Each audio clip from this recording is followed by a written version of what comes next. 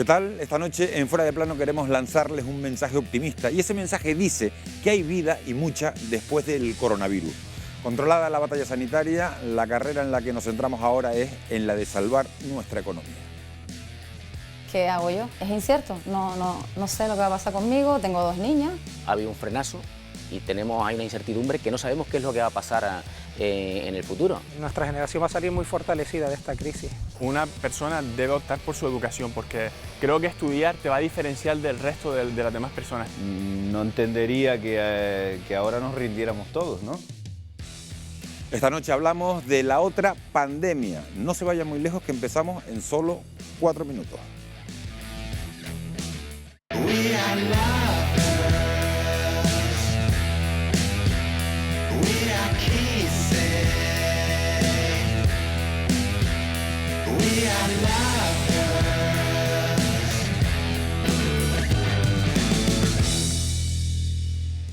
¿Qué tal? Buenas noches. Hemos conseguido doblegar la curva del coronavirus, pero ahora preocupa otra curva, la económica.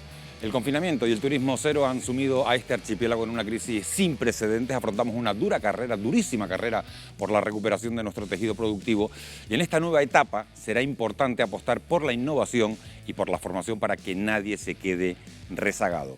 Enseguida vamos a ofrecerles un completísimo reportaje especial sobre todo esto que estamos hablando, pero antes quiero saludar ya a nuestros contertulios de esta noche. Nos acompañan Fernando Redondo, que es economista. Buenas noches, don Fernando. Nos acompaña también José Miguel Rodríguez, que es gerente de atención primaria de Tenerife. Nos acompaña Francisco Bautista, que es del sindicato UGT y también de la rama sanitaria. Y nos acompaña Emily Izaguirre, que es neumóloga del Hospital Universitario de Canarias. A los 4, muchísimas gracias por acompañarnos, ya que hablamos de pandemia económica. El gobierno pretende, como saben, que los extranjeros que lleguen a España, a nuestro país, pasen 2 semanas de cuarentena hasta que finalice el estado de alarma. Una medida que no ha gustado demasiado, hay que decirlo, a una parte de nuestro sector turístico, al considerar que muchos turistas estarían ahora mismo, en este instante, eligiendo destino y descartarían por lo menos la opción Canarias por la confusión y por la incertidumbre que puede provocar esta medida. Más adelante vamos a tocar este tema en profundidad, pero para empezar, para entrar en materia, sí me gustaría conocer la opinión de nuestros 4 invitados. Fernando Redondo, ¿qué le parece esa medida de poner en cuarentena a todo el que llegue a nuestro país? Bueno, yo creo que es una medida comunitaria, no es del gobierno español, porque si no, no tiene sentido. Eso es lo que se ve. A mí todas las medidas sanitarias me parecen bien, no tengo ninguna opinión, pero hay que recordar que en Canarias hay que empezar por algún lado y hay un tipo de turismo en Canarias de larga estancia que tienen en villas, en apartamentos estables, etcétera, que les va a venir muy bien. Yo creo que es el primer paso. De hecho, están empezando a abrirse este tipo de ofertas turísticas y no hay que pensar que empezamos por la masificada, por los grandes hoteles. Yo creo que es un buen paso. Buen paso, nos vamos a quedar con eso, les voy a pedir, después vamos a entrar con detalle en este asunto. Francisco, Fran, te iba a llamar Fran porque antes de empezar me he dicho Fran.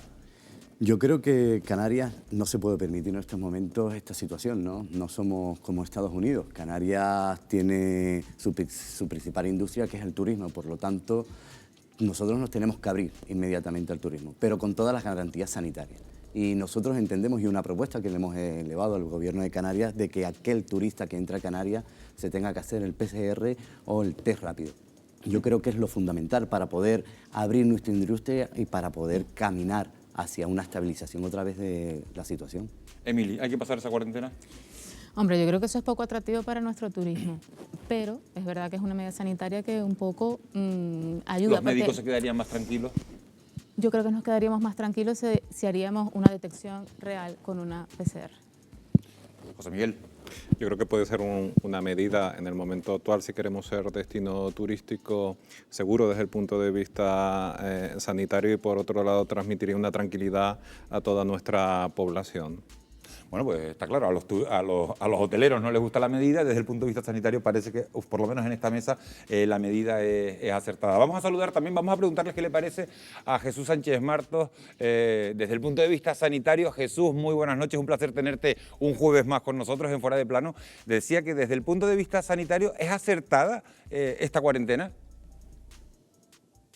Muy buenas noches, Miguel Ángel. Bueno, desde el punto de vista sanitario sí, pero el problema está en que no podemos separar la economía de la salud, porque tienen que ir juntas. Y entonces, desde luego, si no hay salud no hay dinero, pero si no hay dinero tampoco hay salud.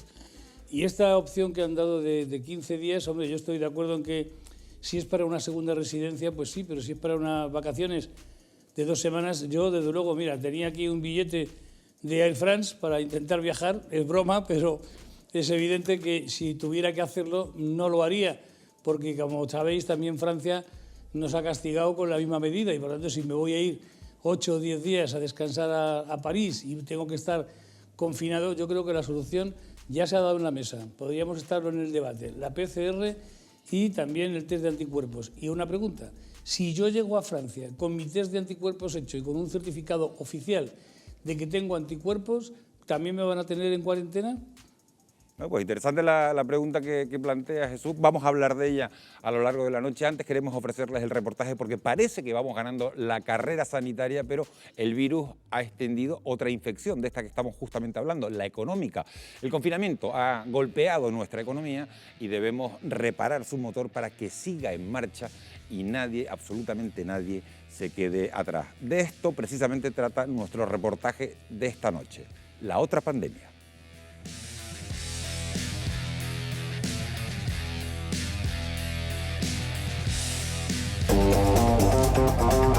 La lucha para combatir el coronavirus está siendo una carrera a toda velocidad.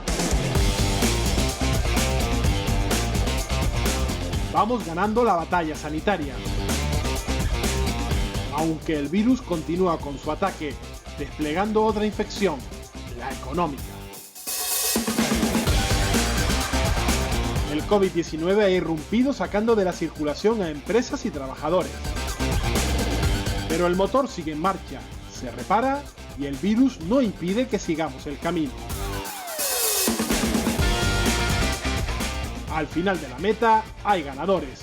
Llegan los perseverantes, los que se forman, los que se reinventan y los que se han tomado esta competición como una carrera de fondo.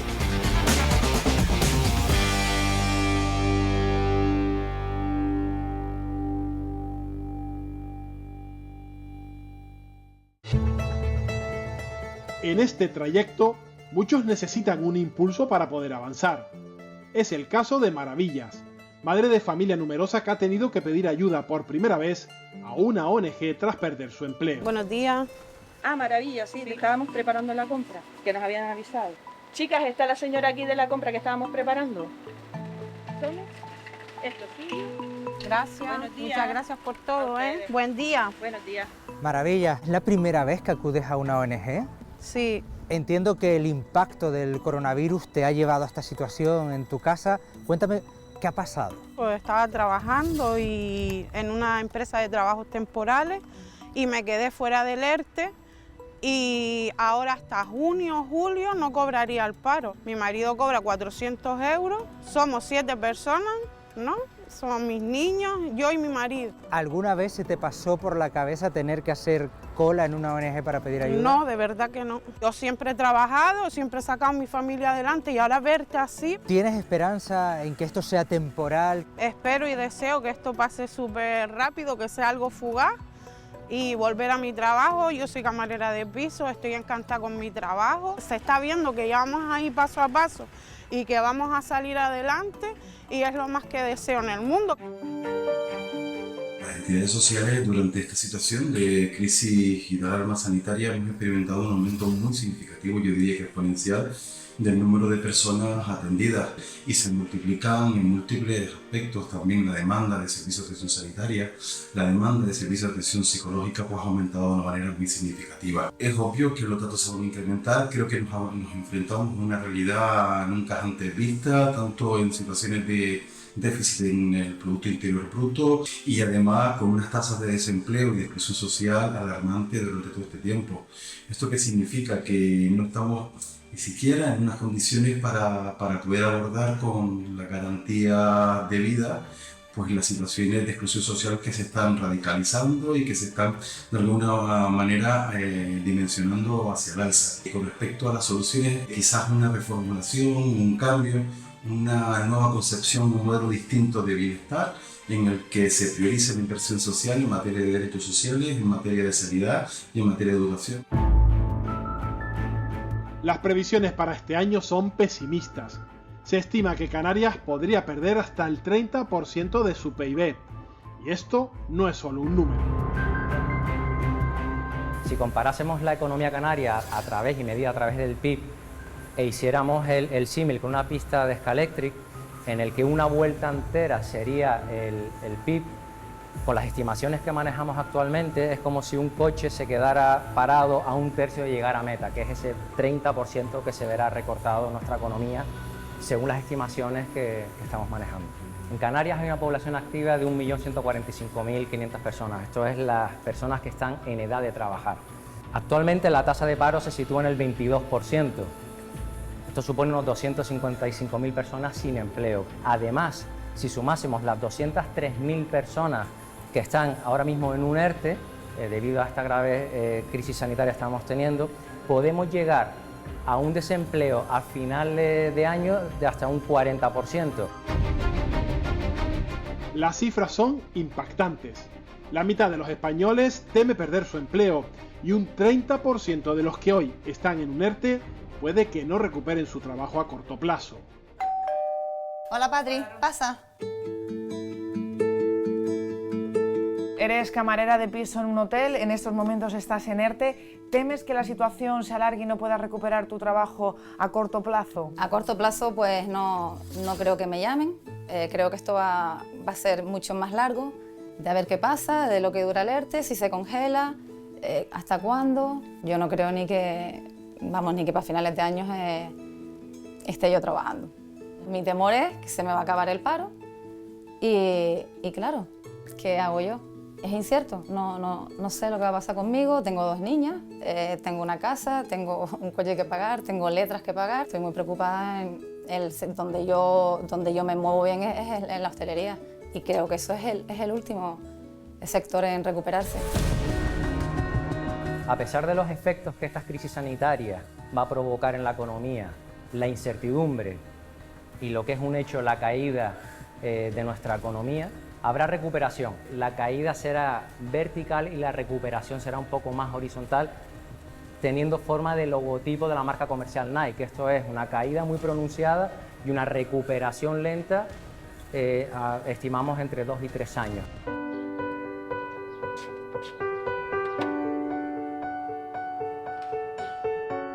La recuperación le ha llegado por adelantado a Elsa. Gracias a su creatividad y a la solidaridad, ve con optimismo el regreso a su negocio. Durante el confinamiento vendió bonos para que los clientes de su bar pudieran utilizarlos en su reapertura, lo que le ha permitido obtener liquidez.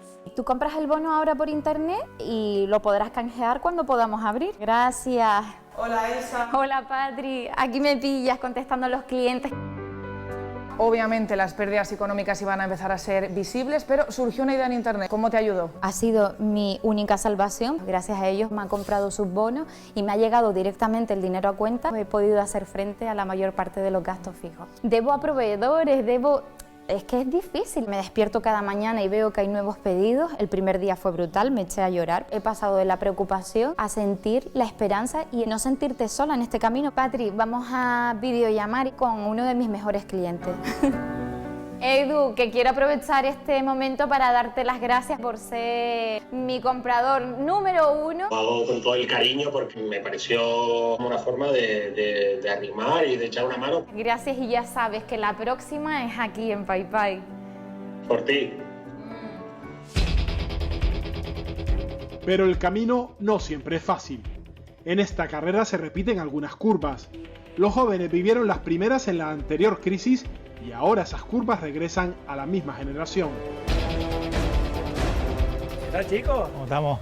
¿Qué tal? ¿Cuánto tiempo? ¿Cuánto tiempo? ¿Qué tal? ¿Se acuerdan cuando estudiábamos en el instituto? Lo que nos ha tocado vivir esta generación. Chicos, ¿cómo están? Ustedes son de una generación que no lo ha tenido fácil. ¿Qué futuro pensabais que ibais a tener cuando estudiabais? Hombre, yo esperaba estar trabajando en algún trabajo con más sueldo. El futuro que me esperaba era completamente diferente a lo que nos encontramos después. Estamos hablando, somos una generación que veníamos de un crecimiento constante y nos hemos dado varios taponazos que no nos esperábamos. ¿Qué recuerdos tienes de 2008? ¿Cómo te afectó? En mi caso, perdí el trabajo. Justo cuando vino la crisis, pues me quitaron el indefinido y solo he encadenado desde entonces trabajo temporal. Era muy complicado porque éramos muchos en la calle, muy bien preparados, y no teníamos acceso a trabajo, y lo que teníamos pues no estaba bien pagado, como creíamos en su momento que era estar bien pagado, ¿no? Pasaron una crisis, la de 2008, ahora vuelve otra crisis. ¿Cómo la estáis viviendo y cómo la pensáis afrontar? Estoy en un ERTE, es como un luchar, pero no te dejan acabar de arrancar. Con incertidumbre, pero con mucho trabajo, reinventándonos otra vez, igual que lo hicimos en el pasado, pues lo estamos haciendo ahora. Nuestra generación va a salir muy fortalecida de esta crisis. Ahora nos toca a nosotros, a nuestra generación, levantar el país, y lo vamos a hacer. Y costará, pero lo conseguiremos. Estamos preparados para ello y tenemos mucha voluntad y mucha fuerza. Un placer habernos encontrado y espero a ver si cuando salgamos de esta nos juntamos todos otra vez. Seguramente. Por supuesto. Venga, Bueno, amiguito. hasta ahora. Para aguantar la carrera hay que tener el motor a pleno rendimiento y un copiloto como el optimismo. Recomendaría el optimismo, aunque sea una situación complicada, le veas ese punto de afrontar hacia el futuro de una forma, digamos, más acertada, sin el impacto que pueda hacer que nos bloquee. Recomendaría que empezásemos a tener una actitud autocrítica, no desde el negativismo, sino ver enfocados hacia el futuro. ¿Qué podemos hacer ahora nosotros? Plantearnos objetivos a cumplir, no objetivos a cumplir dentro de un mes, de una semana, ni de 3 meses, sino objetivos del día. Plantar cara al desempleo que trae el coronavirus requiere, además de actitud, un buen combustible, la formación, y aunque no lo parezca, la pandemia también trae nuevas oportunidades. Roberto, tú eres un recién graduado, estudiaste enfermería, terminaste el año pasado, además lo estudiaste años después de lo que te hubiese gustado, con gran esfuerzo.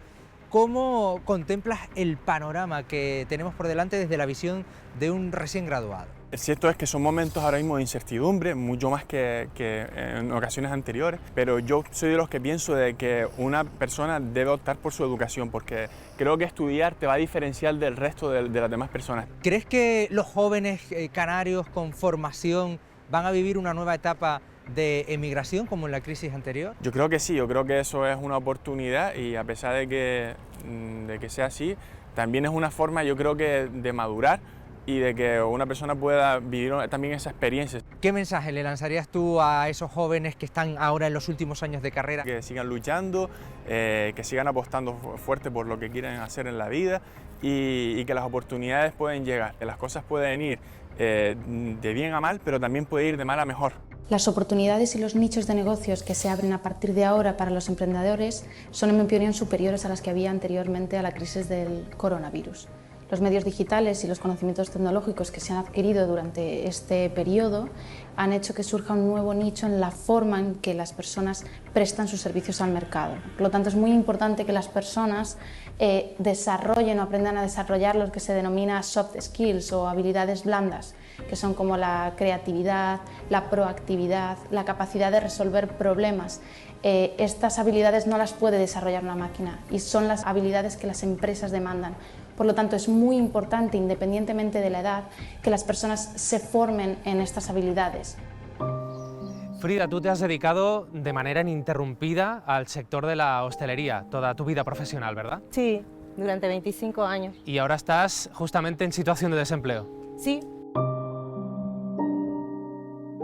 Frida, hemos llegado a la Escuela de Arte Superior de Diseño de Gran Canaria porque estás dedicando este tiempo de desempleo para reciclarte, ¿no? Para reinventarte. Con la situación como se me ha planteado, pues no me ha quedado de otra, y lo he pensado bien, que aprovechar mi tiempo en reciclarme y hacer realmente lo que me gusta y sacarme mi titulación. Sí, de diseño gráfico. Tú tienes 48 años, el hecho de estar estudiando y dedicando este tiempo a reciclarte, ¿tú crees que ayudará a superar este hándicap de la edad para encontrar empleo? Al principio para mí fue un hándicap, como tú dices, porque me planteé la situación y dije, son 2 años de mi vida, tengo 48 años, o sea que no termino hasta dentro de 2, y ya la edad es un hándicap en prácticamente todas las empresas. Pero ¿qué pasa? que si piensas así nunca evolucionas. Entonces yo, si ninguna empresa me da la oportunidad de demostrar lo que valgo y lo que sé hacer, pues igual pues podré salir autónoma. De autónoma siempre hay posibilidades. También hay que saber cambiar de carril. En la crisis anterior, muchos trabajadores de la construcción se refugiaron en la hostelería. Ahora, con el turismo cero en las islas, regresa el camino al andamio. Justo en este lugar, a su espalda, ya encontramos la reforma de una fachada. Rehabilitar es uno de los mercados que está ganando cuota ahora mismo, Vicente. La rehabilitación en este momento es probablemente el modelo de negocio que más se está implantando en el sector de la construcción, ¿no? Sigue habiendo obra nueva, pero la rehabilitación, el aprovechamiento de la edificación existente es fundamental, puesto que por criterios de sostenibilidad pues es necesario pues aprovechar todo aquello que tenemos, ¿no? Si quieres, Wendy, nos podemos acercar al acceso de la obra, que puedas apreciar cómo se está renovando el edificio, una parte, sobre todo la parte del acceso, ¿no? Le sigo. Vamos.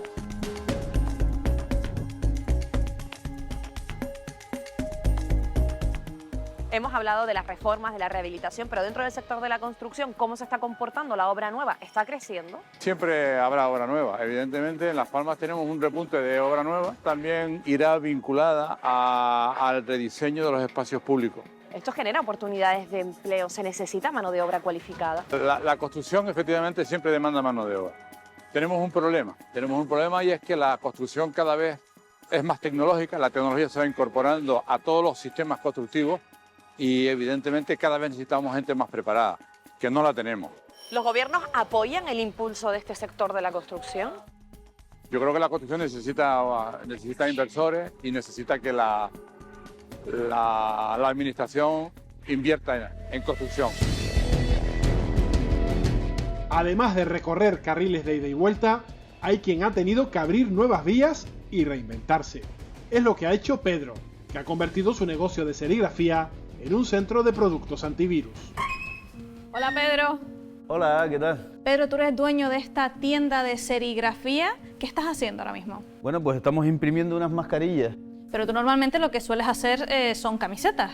Sí, normalmente nosotros lo más que hacemos es impresión serigráfica, tanto para particulares como para empresas. Tú has tenido que diversificar tu negocio. Hemos adaptado nuestro negocio a lo que requieren las circunstancias ahora y si quieres, ven, te enseño más cosas, que es lo que estamos haciendo ahora. Pues hemos hecho las mamparas de separación, la señalética de distanciamiento y sobre todo las mascarillas que han tenido mucho éxito. Hemos escuchado que hay escasez de materiales. ¿Tú lo has notado? Falta metacrilato, falta elástico, el elástico de las mascarillas, del acetato de las pantallas. Esto es tan simple, esto no hay. Siendo empresario, ¿se puede sobrevivir a esta pandemia si te adaptas a ella? Yo creo que es imprescindible. No podemos parar la máquina. Esto no entendería que ahora nos rindiéramos todos, ¿no? Esta crisis también ha supuesto una oportunidad de crecimiento para algunas empresas, como una de control de plagas, que han multiplicado sus desinfecciones y que vamos a ver trabajar en este pabellón deportivo. Vamos a pulverizar, desinfectar toda la zona de grada, empezando tanto pasillo como asiento, ¿vale? Una pulverización fina sin tener que mojar mucho.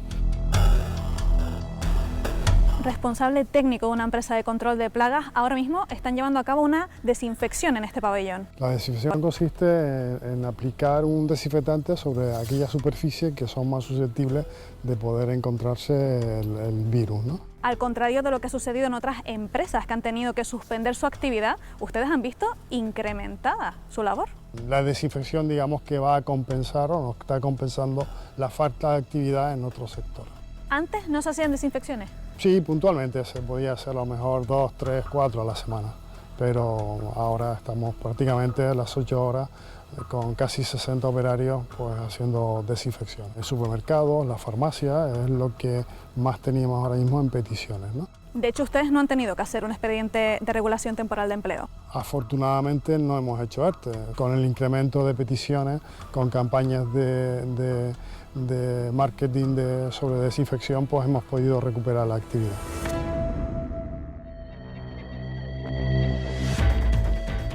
y otros se ponen por primera vez en marcha. A pesar de que la creación de empresas cayó un 70% en abril, Agoney se arriesgó a abrir la suya. Hola, Agoney, ¿se puede? Hola, sí, claro. Por fin abierto, ya era hora, ¿no?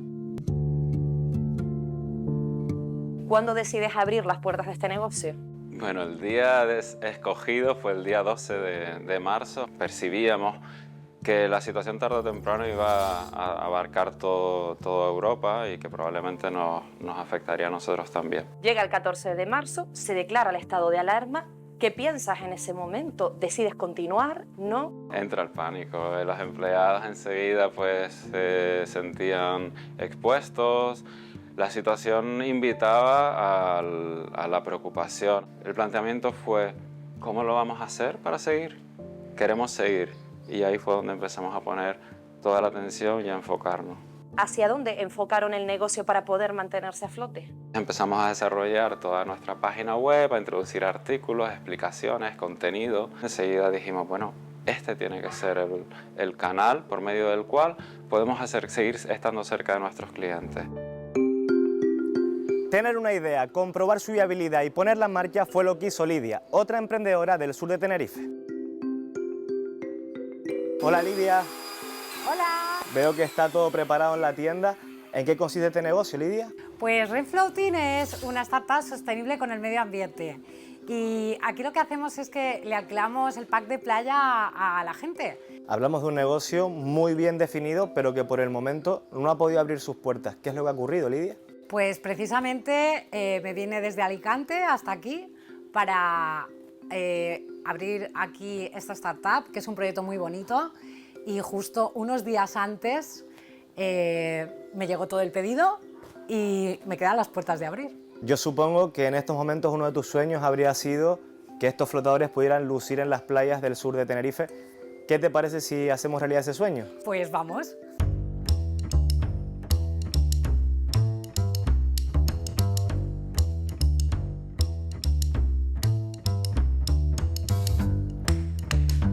Lidia, sueño cumplido.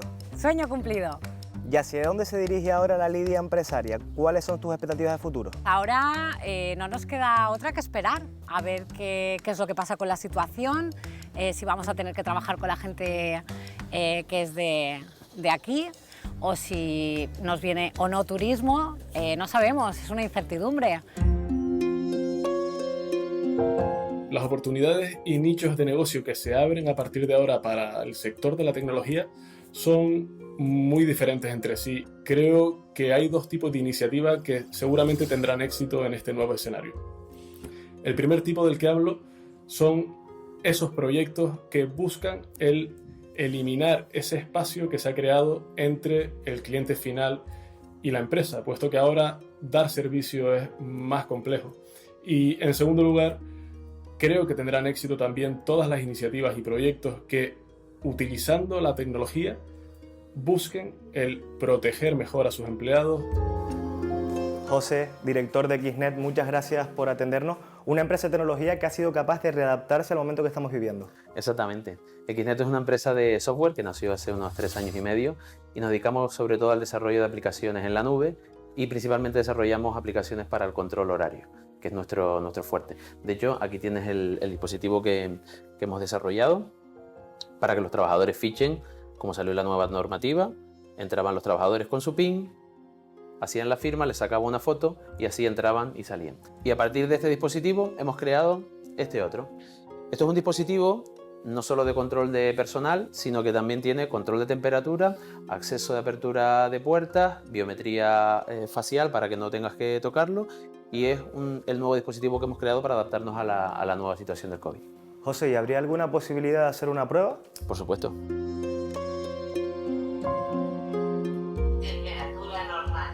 Como ves, te acaba de medir la temperatura. Ahora acaba de detectar que no tienes máscara. Como puedes ver, te acaba de dar acceso porque acaba de detectar que tienes la temperatura normal y ya tienes la mascarilla colocada para que puedas entrar en tu puesto de trabajo. La digitalización va a seguir siendo clave en el futuro de la Unión Europea tras la pandemia. Va a poner en marcha un plan de economía de datos en el cual se va a proteger, obviamente, la privacidad de los ciudadanos. Vamos a ver cómo se desarrolla esa red de 5G también en el futuro para poder transmitir datos de manera más rápida, e incluso cómo la Unión Europea está trabajando también en estos momentos en una estrategia de inteligencia artificial. El cambio climático sigue siendo una de las grandes prioridades de la nueva comisión de la señora von der Leyen. Hemos visto cómo en estas últimas semanas la Comisión Europea preparaba ese plan de transición justa, es decir, ese plan que permita ayudar a aquellos trabajadores y empresas y que puedan recibir pues alrededor de 100.000 millones de euros. Tecnología y también economía verde son los dos grandes carriles por los que Canarias debe acelerar. Fernando Santos, director técnico de Médano Ingenieros, muchas gracias por atendernos. Una empresa dedicada a la economía verde, pero exactamente, ¿cuál es la actividad de su empresa, Fernando? Bueno, Médano Ingenieros es una ingeniería enfocada en un 85% a la economía verde, tanto fotovoltaica como eólica.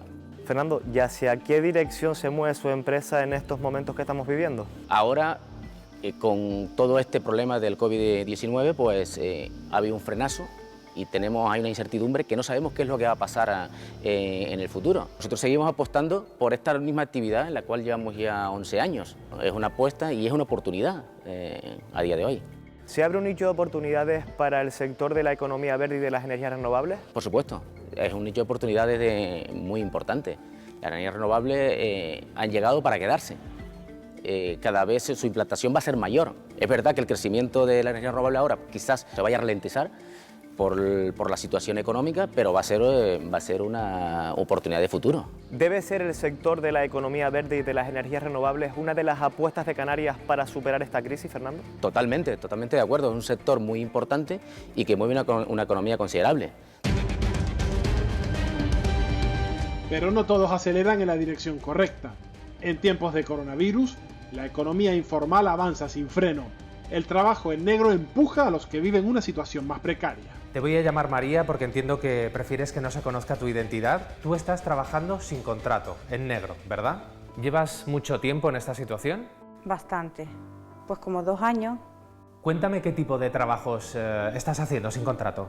Ahora mismo en especial, por la situación, es que el servicio doméstico es lo que más ofrece y más cuidado de personas mayores. Y en muchas ocasiones las pagas no son las que deberían. Y supongo que eres consciente que estás trabajando sin derechos, sin ningún tipo de protección, ¿verdad? Claro que sí, pero también soy consciente que tengo que llevar el día a día un plato de comida, intentar pagar el alquiler, que en estos días se está haciendo muy duro.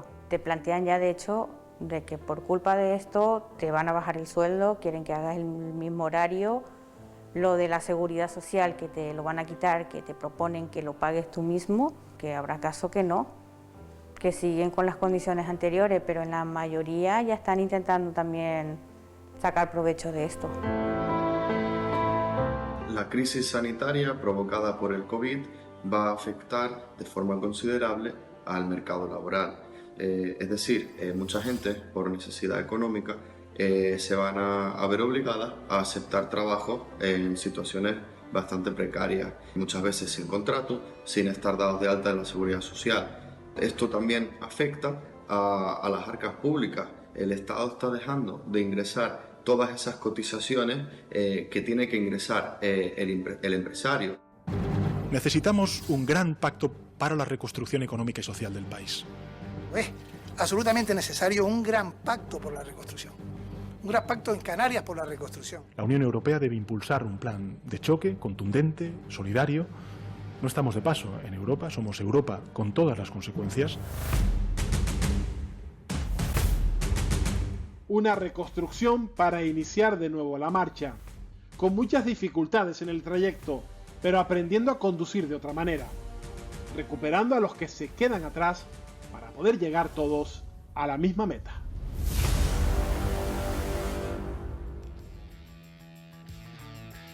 El objetivo, la reconstrucción social, la reconstrucción económica y llegar todos a la misma meta. Fran, ¿qué te ha parecido? ¿Con qué te quedas de este reportaje titulado La otra pandemia que han elaborado nuestros compañeros y que acabamos de ver? ¿Con qué te quedas? Me quedo con la incertidumbre de las personas, ¿no? De qué pasará en el día después, ¿no? Yo creo que es una reflexión que tienen todos los ciudadanos y lo que tenemos que hacer los agentes sociales, los agentes económicos, los agentes políticos, pues es llegar a ese gran pacto de reconstrucción, tanto social como económico. No podemos permitir que vuelva a suceder en Canarias y en España lo mismo que sucedió en la anterior crisis, dejar a tanta gente en el camino, ¿no? Yo creo que es el momento de las personas, es el momento de cuidarlas y es el momento de que todas las organizaciones estemos por la misma labor para salir lo antes posible de esta situación y que salgamos casi todos. Emily, ¿con qué se queda del reportaje que acabamos de ver? Hombre, dificultad, tiempos difíciles, pero creo que muchas personas han sido capaces de reinventarse, redactarse, intentar un poco paliar, ¿no? Es la situación tan difícil que estamos viviendo y que vendrán y seguirán siendo tiempos duros. Sí, porque hemos visto una situación complicada, pero hemos visto también, Fernando, mucha gente con ánimo, sobre todo gente joven con ganas de reconstruir, con ganas de hacer. Si me permite, porque en toda la intervención y en general, ¿no? Desde que empezó esta crisis, ha quedado algo en el aire que yo creo que hay que aclararlo, ¿no? Recordarán que las primeras semanas se hablaba de que esto era una guerra, continuamente salían los militares, que éramos soldados, que había que luchar.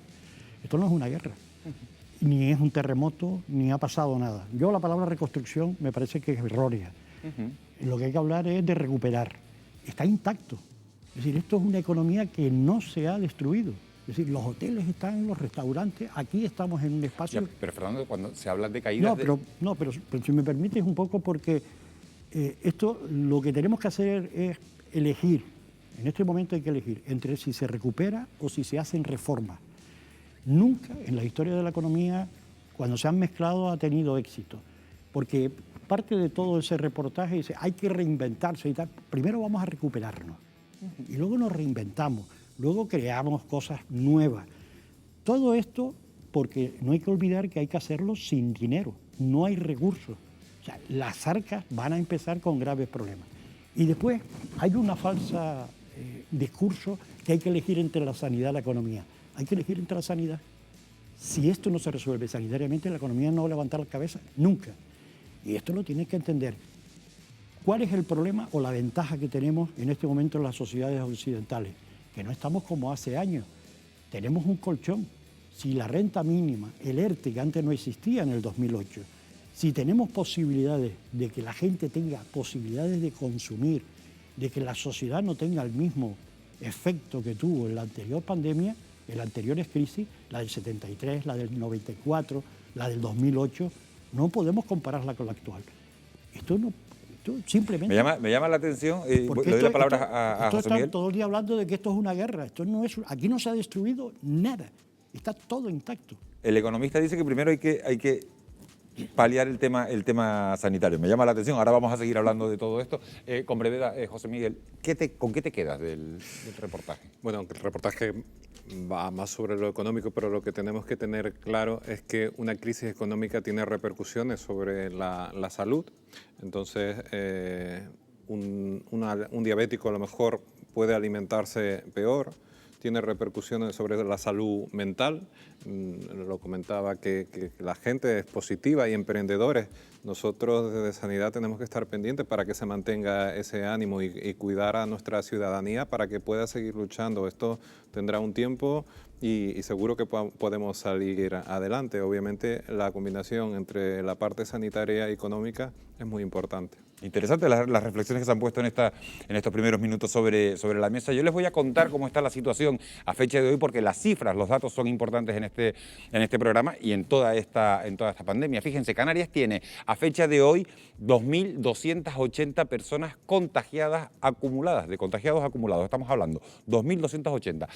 151 personas, desgraciadamente, han perdido la vida en nuestro archipiélago como consecuencia del coronavirus. Hay 1.506 personas que han conseguido recuperarse de esta patología y actualmente hay 623 casos activos en nuestro archipiélago. Estos datos que demuestran que el virus parece estar más o menos controlado en Canarias, pero claro, después de conocer los resultados del estudio de cero prevalencia que aseguran que en las islas menos de un 2% hemos pasado la enfermedad, se hace más necesario que nunca extremar, y pongo el tema en la mesa, las precauciones, sobre todo a los dos sanitarios. Emily, es buena noticia que tengamos solo un 2% de personas contagiadas, pero a la vez es malo porque, hombre, a todos nos gustaría, yo creo que la situación ideal no sería haberlo pasado sin habernos enterado. Eso sería a lo mejor, supongo que es la situación ideal. Sí, pero sí. tenemos más riesgo, que es la pregunta, al tener una tasa tan baja de cero prevalencia, que no llega al 2%, una exposición más alta que en otros territorios. Bueno, eso lo pudimos comprobar un poco, más o menos yo creo que lo sabíamos, porque nuestras urgencias no se colapsaron, ¿no?, como hubo en la península. Entonces no podíamos esperar tampoco que toda la población tuviese una inmunidad de grupo cuando... ¿Te ha sorprendido la cifra del 2%? Del 2% del conjunto del archipiélago, porque después hay diferencia, es más alta en Tenerife que en la provincia de Santa Cruz de Tenerife que en la provincia de Las Palmas, y si hablamos de las islas capitalinas también hay más diferencia entre Tenerife y Gran Canaria. Yo hubiese querido que fuese más, por supuesto, pero bueno, es una cifra y lo que significa es que no hay inmunidad de grupo, y eso lo podríamos obtener a través de la vacunación, que es lo que realmente se obtiene con las vacunas. Yo creo que las medidas de confinamiento, nosotros, al menos desde el hospital, hemos visto un descenso importante de los pacientes que acuden a urgencia. Le voy a dar, perdona Wendy, Emily, te voy a dar sí. Nosotros hemos visto un descenso, ¿no?, de los pacientes que acuden al menos a la urgencia hospitalaria con sintomatología y, por supuesto, después la confirmación del COVID, ¿no?, 19. Y eso dice, mira, sí, hemos hecho las cosas bien, pareciera que este confinamiento nos ha servido, y yo creo que ahora lo importante es mantener las medidas para que esto no vuelva a haber un repunte. José Miguel, ¿estamos más expuestos ante una...? Seguramente todos esperábamos que mucha gente lo hubiera pasado de forma casi asintomática y que ese tanto por ciento fuera un poquito más elevado. Esto puede tener un doble sentido, tal vez es que hayamos hecho las cosas bien. Todos tenemos en mente las imágenes de las UBIs, pero como bien decía la compañera del hospital, las urgencias han estado bien. El papel de atención primaria ha sido muy importante en el silencio. Hay mucha gente que ha sido positiva y se las ha controlado con la cercanía de sus profesionales de atención primaria. Y eso ha ayudado a que no se colapsen tanto las urgencias de los hospitales y que se haya podido desarrollar todo esto con un buen trabajo. El que esté el virus va a depender de si muta, si no muta, si hay vacuna, si no hay vacuna. Ahora mismo lo que podemos hacer es lo que cambió la historia de la medicina en su momento dado. Cosas tan sencillas como lavarnos las manos y mantener la distancia social puede salvar muchas vidas, y lo tenemos que tener todos muy presentes en todo momento, porque nuestra vida ha cambiado. Nuestra vida ha cambiado bastante. Jesús, desde Madrid, me pides la palabra, ¿quieres intervenir? Sí, bueno, muchísimas gracias, Miguel Ángel. Quería decir dos aspectos importantes. Uno, felicitaros como siempre por este magnífico reportaje, y yo con lo que me quedo es con el poder grande que tiene la juventud para emprender, para reinventarse. Yo estoy potenciando esa reinvención y creo como Roberto, nuestro productor, que es igual de optimista que yo, que quizás la recuperación sea en V, gracias a que la gente quiere consumir, pero para que podamos consumir tiene que haber producción, y yo creo que los jóvenes nos van a dar una gran lección. Y luego con el estudio de seroprevalencia, nada más deciros que yo creo que era el dato esperado. El dato esperado porque se ha hecho el estudio tarde y con un sesgo importante. Este estudio se ha hecho en personas que han estado confinadas en casa y por tanto no han tenido ningún contacto. Para mí no tiene ninguna validez. Yo esperaré a valorar los segundos datos dentro de 15 días, como bien sabéis, cuando las personas ya estemos todas. Espero que el lunes también en Madrid podamos estar en la fase 1. Y desde luego, lo más importante ahora mismo, sin quitarle importancia a los hospitales ni a las UBIs, si ahora queremos vencer al coronavirus, es cuando tenemos que potenciar la atención primaria. Nuestros centros de salud, que son los que tienen que hacer ese diagnóstico precoz, tenemos que ayudar a la atención primaria de forma clara. Pues interesante lo que ha dicho Fernando, pides la palabra. Voy a hacer un comentario porque será ya con los años. Recordarán cuando los incendios en Gran Canaria el verano, ¿no? Todos los días salía un artículo en el periódico, todo el mundo opinando cómo se apagaban los incendios. Yo por eso no opino mucho. Hasta que empezaron a ver que el tema no es tan sencillo, ¿no? Cuando se designó los 5 expertos del gobierno, mucha gente me llamaba que qué pintaba allí una economista. Está doña Beatriz González, ¿no? Esto es un tema complejo, esto es un problema de muestreo. Porque, claro, hemos oído que por qué no hacen 40 millones de test. Mire, es que eso, es decir, no es necesario. O sea, el problema no es que sea... Es decir, que vamos a dejar esto en manos de la gente que sabe. Hombre, pero hay un dato, Fernando, que ha dicho Jesús que está bien. Es decir, se han hecho los muestreos, pero con la gente en casa. No. Se ha hecho un muestreo a la población. Pero después de estar confinada durante 2 meses, ¿no? Bueno, la muestra es gente que estaba trabajando, gente que está... No era... El muestreo es una muestra. Sí, pero vamos a ver que en esta fase 0 prácticamente ha estado todo el mundo confinado. Han trabajado los pero que no son los que están metidos en la casa. Los servicios esenciales. Que se explique él. Jesús, bueno, ¿a quién te referías? ¿A la gente que ha estado trabajando, a la gente que ha estado en casa? Pero vamos a ver, por favor, vamos a ver. Primero, que yo no he dicho en absoluto, ni voy a decir nunca que haya que hacer a los 44 millones. Sería una barbaridad. Si opino es porque trabajo en el área de la salud pública y desde luego conozco cómo se hace un muestreo y cómo se hace un estudio de seroprevalencia. Se ha predeterminado la muestra. Se ha predeterminado la muestra y se ha hecho de forma aleatoria, cogiendo distintas etapas de la sociedad. Por supuesto que sí, pero a la gente a la que se le ha hecho ha estado durante 7 semanas confinados. Es decir, ahora es cuando podremos tener una valoración, cuando salgamos a la fase 1, cuando estemos en las terrazas. Ahora que la gente está trabajando, que va en transporte público, que está en las terrazas, es cuando podrá existir una posibilidad de contagio. Y por tanto yo creo que tendremos que esperar a valorarlo en la segunda fase. Bueno, aclarado, pero Jesús, quiero aprovechar que estabas interviniendo para hacerte otra pregunta. ¿Cómo valoras esa decisión, ese planteamiento que se están haciendo en el Ministerio de Sanidad de que sea obligatorio llevar mascarilla? Bueno, es que cada día en el Ministerio dicen unas cosas, en las comunidades dicen otras, en la Consejería de Sanidad de Madrid dicen otras, en fin. Pero ¿a ti qué te parece? Mira, desde el principio, vamos a ver, Miguel Ángel, esto ha sido la ceremonia de la confusión. Creo que lo más importante, como se ha dicho, es el lavado a las manos, la distancia física, y las mascarillas están para no contagiar. No para que no me contagien, es para que yo no contagie a los demás. Y claro que sí, será un complemento en los transportes públicos y en los sitios cerrados. Pero salir a pasear con la mascarilla si el virus no está en la calle. Mantengamos las distancias. Emili, gracias Jesús. Emili, ¿estás de acuerdo que en espacios públicos la gente lleve mascarilla o no lleve mascarilla? Hombre, si nosotros tenemos una distancia prudente, no tienes por qué contagiarte del virus, no es algo que lo vas a adquirir así, se contagia a través de las gotas de saliva, a través de fomites, a través de superficies que estén contaminadas, ¿vale? Entonces no tenemos por qué ser tan extremistas. Es verdad que si estamos en un sitio cerrado, si estamos en un transporte público donde está mayor número de personas, donde estamos mucho más cercanos, pues lo ideal sería utilizar una mascarilla, allí sí. Bueno, está claro que guardando la distancia de seguridad, bueno, pues al final hay opiniones para todos los gustos, pero hay gente que le parece unas medidas suficientes y otras no. Lo que está claro es que hay que saber quién está contagiado y quién no. Y el rastreo de los nuevos casos de coronavirus va a ser fundamental, desde luego, para tratar de controlar los próximos focos de contagio. La responsabilidad de esta labor recae en las comunidades autónomas. ¿Quieren ustedes saber cómo se está preparando Canarias? Lo vamos a ver de la mano de nuestro compañero Pablo Chueca. Las labores de rastreo para detectar el coronavirus son fundamentales en estos momentos para evitar rebrotes que pongan en peligro el control de la epidemia alcanzado hasta ahora. La red de atención primaria de la sanidad canaria será la encargada de seguir la pista al virus. ¿Con qué herramientas? Vamos a averiguar.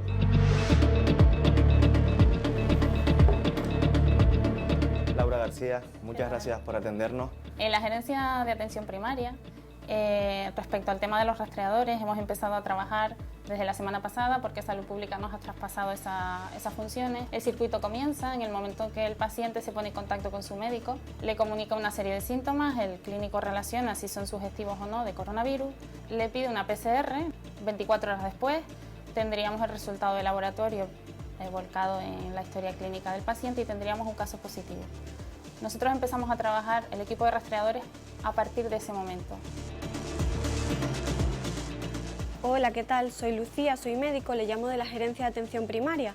Le estoy llamando porque es usted un contacto de un caso confirmado de coronavirus. Quería preguntarle en primer lugar que cuando se puso usted en contacto con su hermano la última vez, que va a permanecer en aislamiento 14 días, ¿vale? Desde el último contacto que tuvo con su hermano. Bueno, tenga buen día. Lucía, rastreadora del Servicio de Atención Primaria, te hemos visto hacer una llamada, una serie de preguntas.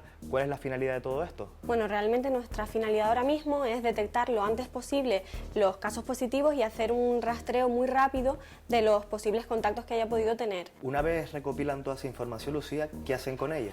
Bueno, pues esta información, por un lado, va a unas bases de datos que nos sirven pues, para la vigilancia epidemiológica y también para verificar que se está cumpliendo el protocolo pues, tal y como está descrito. Y también esta información pues, la dejamos registrada en la historia clínica de cada uno de los pacientes pues, para que tengan acceso también pues, sus médicos y enfermeros y sea bueno, pues, una labor conjunta, ¿no? ¿Y cómo van a conseguir llevar un seguimiento de que todo se está haciendo según ese protocolo que nos comentas? Bueno, pues además del equipo de rastreo, hay otras personas que van a estar encargadas de la verificación, asegurándonos de que se está haciendo un seguimiento telefónico por parte de sus médicos responsables, de que se están pidiendo las pruebas pertinentes y en el tiempo oportuno. En la detección temprana del virus ha surgido otra iniciativa en las islas que nos puede alertar de un aumento de casos positivos con varios días de antelación.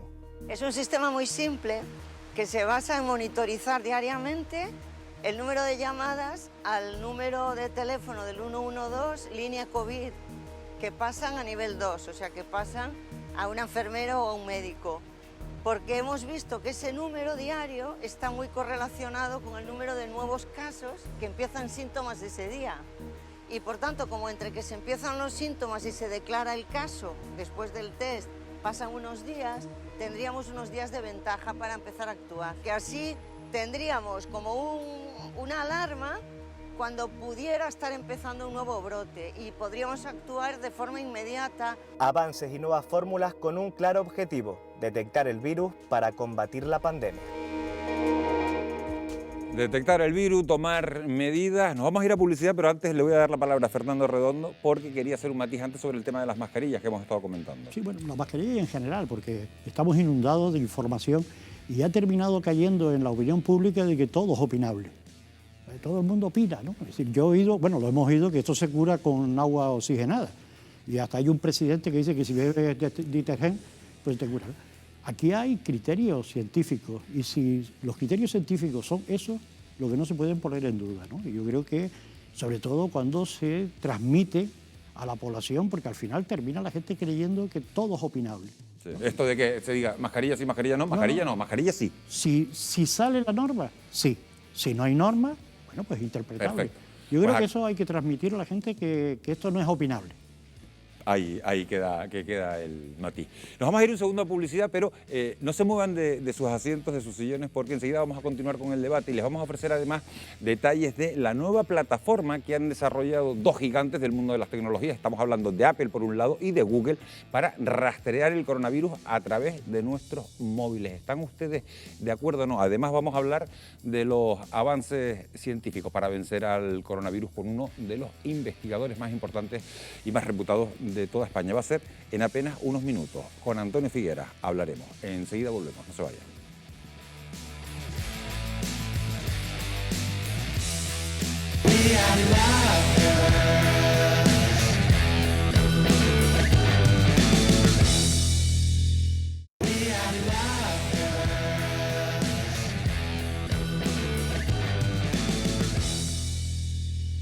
Bueno, pues ya estamos de vuelta. Les prometimos que iba a ser un mini descanso con un porcentaje bajísimo de población canaria que ha pasado el coronavirus. Nuestro archipiélago está muy expuesto a futuros brotes, por eso se hace más necesario que nunca el rastreo de nuevos positivos. Y para facilitarlo, hay dos gigantes de la tecnología, como decía, dos plataformas como es la de Google y es la de Apple, que han lanzado una plataforma que podría llegar muy pronto. Wendy Fuentes, muy buenas noches.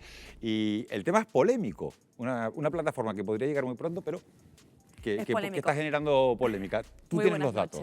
Así es polémico porque ahí entra en juego la privacidad, la información, pero tenerlo muy cerca podría servir de mucho para frenar esta pandemia, esta crisis sanitaria. Los teléfonos móviles podrían ser, como bien hemos dicho, nuestros mejores aliados para contener un nuevo brote de coronavirus. Apple y Google ultiman un sistema para rastrear los contactos sociales y hacer frente a la pandemia del COVID-19. La propuesta de estos dos gigantes tecnológicos pasaría por almacenar datos de otros dispositivos a los que nos hayamos aproximado gracias al Bluetooth. Así, si vamos en una guagua, estamos en el mercado o salimos a dar un paseo, nuestro teléfono intercambiaría códigos con otros terminales que se acerquen a menos de 2 metros de nosotros durante 5 minutos seguidos. Después, si a una de estas personas le diagnostican el virus, su teléfono enviaría los códigos a un sistema que se encargaría de avisar al resto de usuarios con los que han mantenido un contacto cercano y, si es nuestro caso, recibiríamos un mensaje como este: has estado en contacto con alguien con coronavirus, pide las pruebas y aíslate. Apple y Google insisten que se trata de una tecnología que respeta nuestra privacidad porque los códigos son anónimos, al contrario de lo que ocurre en otros países como China. Además, es un sistema que nos permitiría movernos por todo el mundo porque solo habrá un protocolo global. Y las tecnológicas han avisado que dejarán a los gobiernos y entidades sanitarias utilizar su plataforma para crear sus propias aplicaciones. Pero, eso sí, tienen que cumplir algunos requisitos. No podrán solicitar permiso para acceder a nuestra ubicación y el uso de este tipo de aplicaciones tiene que ser voluntario. El éxito de esta tecnología dependerá de cuántas personas la utilicemos. Y aquí está la gran duda: si su uso no es obligatorio, ¿estaremos dispuestos a descargar este tipo de aplicaciones? Traslado la pregunta y directamente, Miguel Ángel, pues te la pregunto a ti, ¿te descargarías este tipo de aplicaciones? Uf. Es que ahí está la gran duda. Difícil, ¿no? ¿Cómo es el emoticono ese de la duda? Pues, más o menos, ¿no? No sé si bueno, ¿tú te la descargarías? Mira, yo creo que tal y a estas alturas, yo creo que qué más información van a tener y tal y como están las cosas me la descargaría, sí. Fran, gracias, Wendy. Fran, no mucho que hablar. No me descargaría esta aplicación, ¿no? Pero si ayuda a localizar Pero es mi privacidad. Seguirle el rastro a... La ley de protección de datos, es mi protección.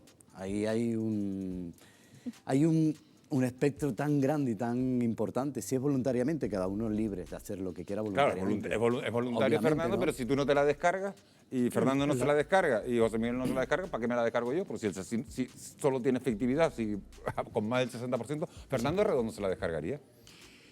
Bueno, este es un debate entre libertad y seguridad.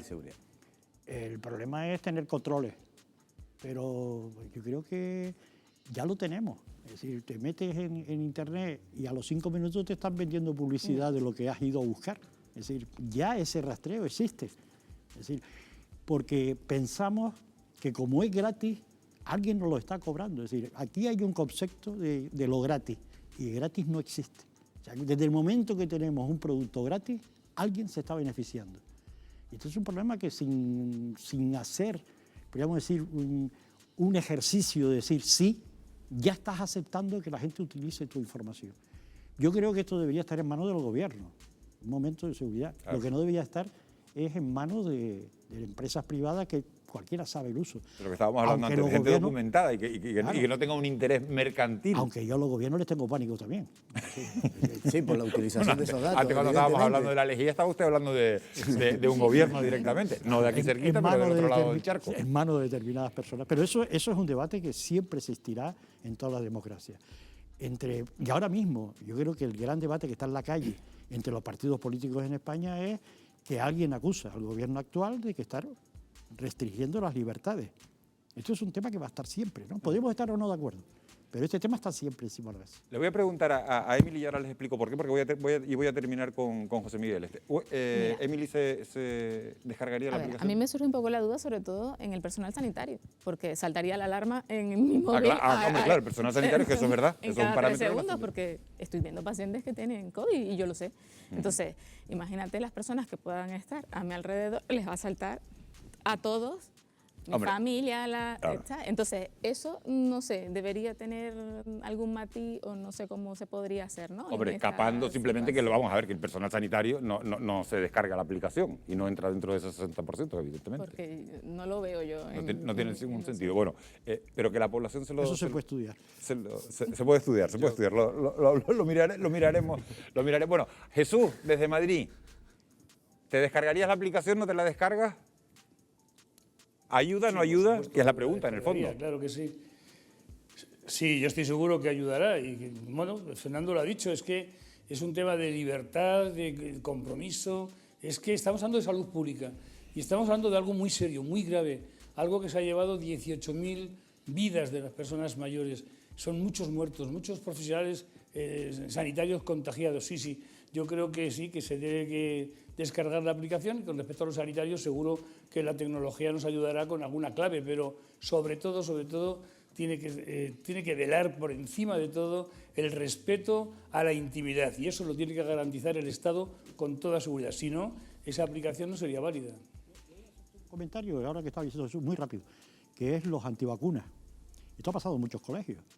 Entonces está la privacidad. No, si usted no vacuna a su hijo, y nosotros tenemos derecho a saberlo, no tiene usted que unirlo a mis hijos, ¿no? Y esto es un debate que está... Es parecido a este debate, ¿no? Es decir, no, mire, yo a mis hijos no los vacuno. Tienes toda la razón, Fernando. Sí, yo no lo vacuno, pero no tengo de qué decirlo. Oiga, ¿está usted jugando con la salud de los demás? Es un tema complicado. Yo creo que ahora... José Miguel, te he dejado para el final porque estás en atención primaria, eres gerente de atención primaria. Estamos hablando también, hay otro debate muy parecido a este, muy parecido, que tiene que ver con esto, que es el de los rastreadores, que está en el tema de atención primaria. Entonces, ¿eres partidario? Los rastreadores, todo el mundo es partidario de que hagan un seguimiento a las personas que están que padecen la enfermedad y que se haga un seguimiento.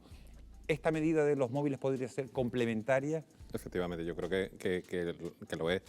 Yo creo que aquí lo que nos están preguntando es si le estamos dando permiso, pero yo creo que en el momento actual ya lo están haciendo. Quiero decir, todos tenemos conocimiento de redes sociales que de repente estamos en contacto con alguien y al día siguiente nos vemos que nos ofrece, tal vez conozcas a tal persona, quiere su amistad.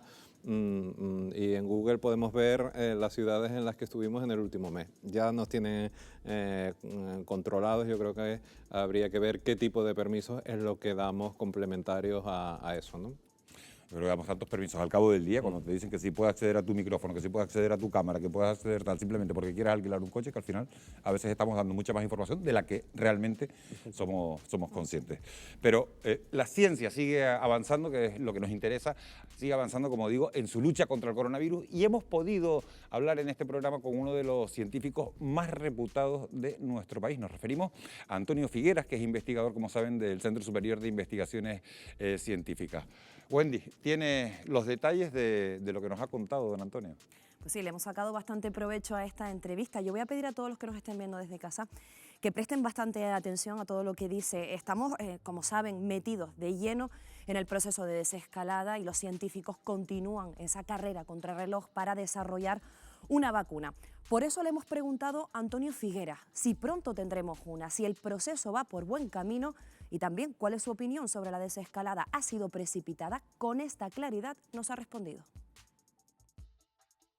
Seamos realistas, las vacunas de la gripe protegen entre el 20 y el 60% de la población y llevamos trabajando con vacunas de la gripe muchísimos años. Decir que vamos a tener una vacuna de gripe que va a proteger al 100% de la población es no decir la verdad. Ese medicamento no está para mañana, no está para dentro de un año, o sea, un año como poco, y una vacuna para prevenir no va a estar hasta dentro de 2 o 3 años. Vamos a ver si decimos la verdad de una vez y la gente se entera. Si este virus no desaparece de forma natural, que puede ser, no lo creo, vamos a tener que convivir con él durante una serie de años. Entonces, lo mejor es desarrollar medidas de identificación y trazabilidad y realizar tests. No hay otra. No hay otra vía. ¿Tú consideras que la desescalada ha sido precipitada? Probablemente sí, pero claro, la pobreza que se está generando es muy elevada. Entonces la pregunta es, ¿cuántos muertos, cuánta pobreza puede soportar un país o una autonomía? ¿Crees que habrá un retroceso durante esta desescalada? Lo que está claro es que los está habiendo en Wuhan, en Alemania el repunte de casos que ha habido en los últimos 15 días. Ya no es un tema de crees o no crees, yo me remito a lo que está sucediendo. Continuamos con esta entrevista. ¿Y si les dijera que en las alcantarillas podría estar las respuestas a las preguntas sobre la COVID-19? Hay estudios que demuestran que rastrear las aguas residuales podría ser útil para la detección del coronavirus y así poder alertar de nuevos contagios con antelación. Antonio Figueras apela a una mayor incidencia en este método. Es un tema muy sencillo porque es un sistema de alerta temprana en el que encuentras la cantidad de virus que hay en las aguas residuales. Esto lo que nos dice es, ¿dónde hay una mayor probabilidad de encontrar agentes patógenos? Pues en las aguas residuales. Todos los virus acaban excretándose por una vía o por otra. Este en concreto por las heces. El título viral en los enfermos es muy elevado. Yo creo que es crucial. Si lo cruzas con los datos de incidencia y de prevalencia de la enfermedad, llegarías a establecer una dinámica de la enfermedad que te permitiría manejarla, y yo creo que todas las comunidades autónomas tenían que plantarse de una vez y decir, financien ustedes este tipo de estudios o cofinanciarlas. Y a la pregunta, ¿es seguro ir a la playa este verano? Esto ha dicho. Ir sí, en manada no. Los portadores, los inóculos de virus somos nosotros, no es el agua de mar, ni la arena, ni el agua clorada de la piscina. Es decir, si tú tienes una piscina y tienes a 100 personas en una piscina que a lo mejor está diseñada para tener 20, pues oye, ya no que enfermes de COVID, puedes enfermar de cualquier otra cosa. Y en la playa 3/4 de lo mismo. ¿Qué diferencia puede haber o qué riesgos puede haber entre el agua dulce y el agua salada? Es simplemente entre tratamiento y no tratamiento, y el agua salada por sí misma pues tiene un poco de tratamiento que la presencia de sal, precisamente, que no favorece la viabilidad del virus. Pero al final siempre está en la carga viral que tú inoculas en ese ecosistema. Y entonces la carga viral somos nosotros. Lo ha dicho muy claro, ir a la playa sí, pero en manada no. Claro, no se puede decir. Y apela además a la necesidad de unas normas para poder ir a la costa. Yo lo primero que quiero es que lo regulen ya. No esperen a hacerlas en el mes de julio o el mes de junio, sino que ya, y sobre todo en Canarias. Tienen que dictar normas, y si no las dictan, pues comportarse como en tierra. Y comportarse como en tierra significa mantener unas distancias y mantener unas precauciones. Esta era la entrevista que le hacíamos a Antonio Figueras, biólogo del Consejo Superior de Investigaciones Científicas. Miguel Ángel, no sé con cuántos titulares nos podemos quedar. Una desescalada precipitada, la vacuna que puede no estar en 3 años, ir a la playa sí, pero en manada no. Ha dado un montón de titulares, todos esos que tú has contado, y además me quedo también el rastreo de las aguas fecales, que también ha dado un montón de titulares muy interesantes. Muchísimas gracias, Wendy, por este trabajo. Le pregunto a Emily, está hablando, Antonio Figueras ha dicho que 2-3 años a lo mejor la vacuna. ¿Eso es posible? A ver, las vacunas llevan un proceso y se tardan. Porque todos estamos dando un poquito por hecho que en un año tenemos la vacuna, año y medio. Hay que ver, tienen que pasar un proceso de seguridad, tienen que probar para poder darla a toda la población, ¿no? A un gran número de personas, y tenemos que estar seguros que esa vacuna es segura, de que no produzca un efecto adverso por administrarse la vacuna. Entonces eso lleva su tiempo, eso no es tan fácil. José Miguel coincide con ese diagnóstico de que podría demorarse en el tiempo, dilatarse en el tiempo hasta 2-3 años. Muy probablemente, y ya tenemos un buen ejemplo, puede ser la gripe. Los virus lamentablemente mutan, y a lo mejor nos tenemos que acostumbrar a vivir con el coronavirus, y a lo mejor muta y su virulencia va a ser menor. Ya nos pasa cada año con la gripe, no hay una única... Eso era lo otro que te iba a preguntar, José Miguel. Si al final, si hubiera una vacuna dentro de 1 año, 2 años, 3 años, habría que producirla de manera masiva, eso está claro, y además no significa que vaya a inmunizarnos al 100%, ¿no? No, porque las campañas normalmente empiezan en Asia y el virus va mutando a medida que se va trasladando a lo largo del mundo. Entonces, por eso todos los años ocurre que hay vacunas de la gripe que pueden ser más efectivas o menos efectivas. De acuerdo. ¿Hay coincidencia con lo que está diciendo José Miguel? De acuerdo. Pero es verdad que ahora más que nunca tenemos que vacunarnos de la gripe, porque no podemos adquirir otra enfermedad que también tiene síntomas muy similares y que también afecta al aparato respiratorio. Entonces, mensaje claro, vacuna de gripe sí. ¿Y qué puede ocurrir? Porque es algo que yo creo que hay mucha gente que se está planteando. Si el coronavirus se junta con la gripe. Bueno, no sé decirte exactamente, no hemos tenido nosotros ningún caso específico de ingreso que haya el paciente dado positivo para gripe, pero es verdad que hacemos un testeo de todos otros virus para ver si es solo coronavirus o es otra cosa más, pero si hemos tenido alguna otra cosa, un neumococo o junto con el coronavirus. Entonces, ¿qué podría darse? Podría darse. Jesús, que te veo callado. Bueno, yo sí que creo ¿Qué pasaría? Yo creo que se dará y no solamente eso, sino que en octubre, noviembre, que puede haber otro rebrote, espero que más pequeño, menos virulento, pues va a coincidir con la gripe y con las neumonías. Por tanto, el mensaje y los antivacunas, desde luego aquí, mejor que no digan nada, aquí lo que hay que hacer es vacunarse de la gripe, todos, pero también las personas mayores de 60 años del neumococo, que es una enfermedad además mortal y que contamos con esas vacunas. Ahora bien, ¿habremos conseguido convencer a todos de que nos vacunemos de la gripe? Porque el año pasado fallecieron 6.500 personas por la gripe y el 50% eran mayores de 65 años y además no estaban vacunados. En fin, déjame solamente que diga que la entrevista ha sido espléndida, es un gran investigador, nos ha dicho que ahí está en las aguas residuales el residuo de los virus, pero también decir que, según todos los estudios en estos momentos, esos virus ya están inactivos, son proteínas y que, por tanto, no contagian. O sea, que no vayan a pensar ustedes que se puede contagiar por las heces como el virus de la hepatitis A. En este caso, todavía no tenemos esa respuesta y creemos que no. Y, por supuesto, a la playa de la piscina se va manteniendo las distancias, como ha dicho el profesor Figueras, sin ninguna duda. Está claro, el agua, Fernando, no contagia, lo que contagia es si vamos en masa. Sí, no, yo creo que ha sido clarísimo. Le pregunto a José Miguel, ¿hay algún antiviral en estos momentos que esté funcionando contra el coronavirus? Se han hecho diferentes propuestas por diferentes países, pero no está claro que ninguno sea efectivo, ¿no? Y además los que pueden ser más... Remdesivir parece que está dando algunos resultados positivos, que el fármaco dicen que ha conseguido, por lo menos ahora voy con Emily también, un descenso de la mortalidad en un 30% en los pacientes graves. ¿Estamos ante el fármaco más efectivo contra el COVID-19? Ha pasado poco tiempo y hay pocos estudios. Obviamente, igual que hay que ver la eficacia de ese fármaco, hay que ver las contraindicaciones y los efectos secundarios que pueden tener ese tipo de fármaco. Entonces, son para casos muy seleccionados, ¿no? En el momento actual no existe un tratamiento que se pueda utilizar para alguien que tiene unos síntomas leves, ¿no?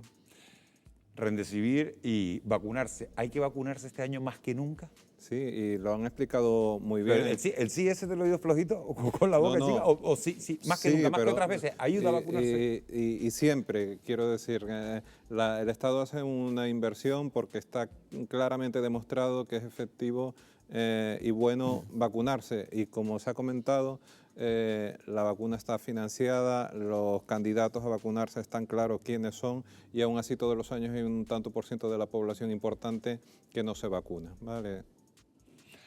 Emily. A ver, en cuanto al Remdesivir, bueno, es un fármaco que pareciera, ¿no?, que está dando un poquito de luz, pero es verdad que ahora mismo hay unas indicaciones claras. El paciente tiene que estar en una unidad de cuidados intensivos, ya intubado, conectado a ventilación mecánica, ¿vale? O sea, que no es que en una fase leve de la enfermedad se pueda utilizar de momento, ¿vale? No, te decía, porque es que Jesús hizo referencia a una enfermedad, tú eres neumóloga, y hablaba él también de...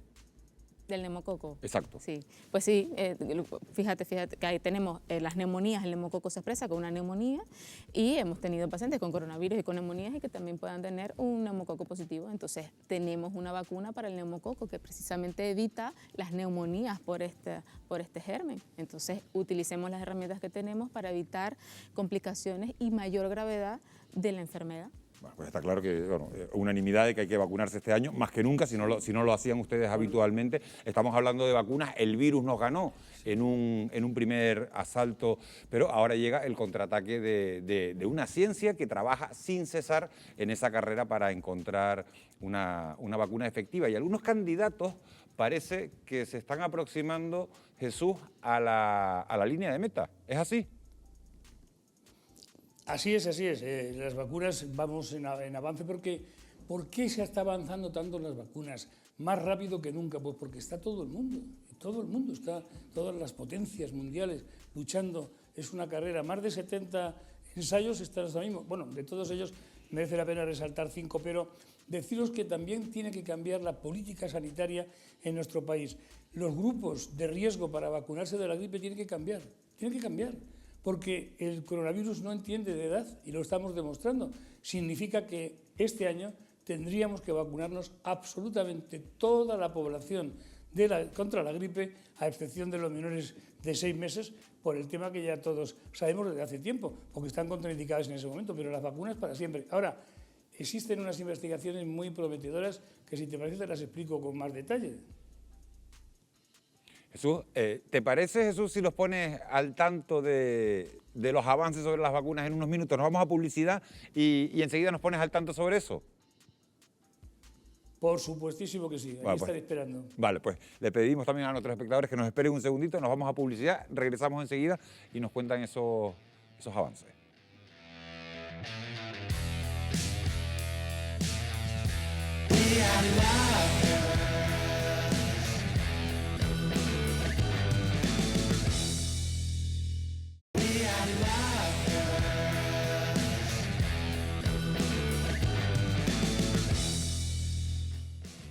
(12:21 de la noche, seguimos en directo aquí en Televisión Canaria, en Fuera de Plano, hablando sobre el coronavirus. Les habíamos prometido que les íbamos a contar, que Jesús Sánchez Martos perfectamente les va a contar él más que nosotros, esos avances que hay, Jesús, en la lucha contra el COVID-19. ¿Qué avances hay ahora mismo?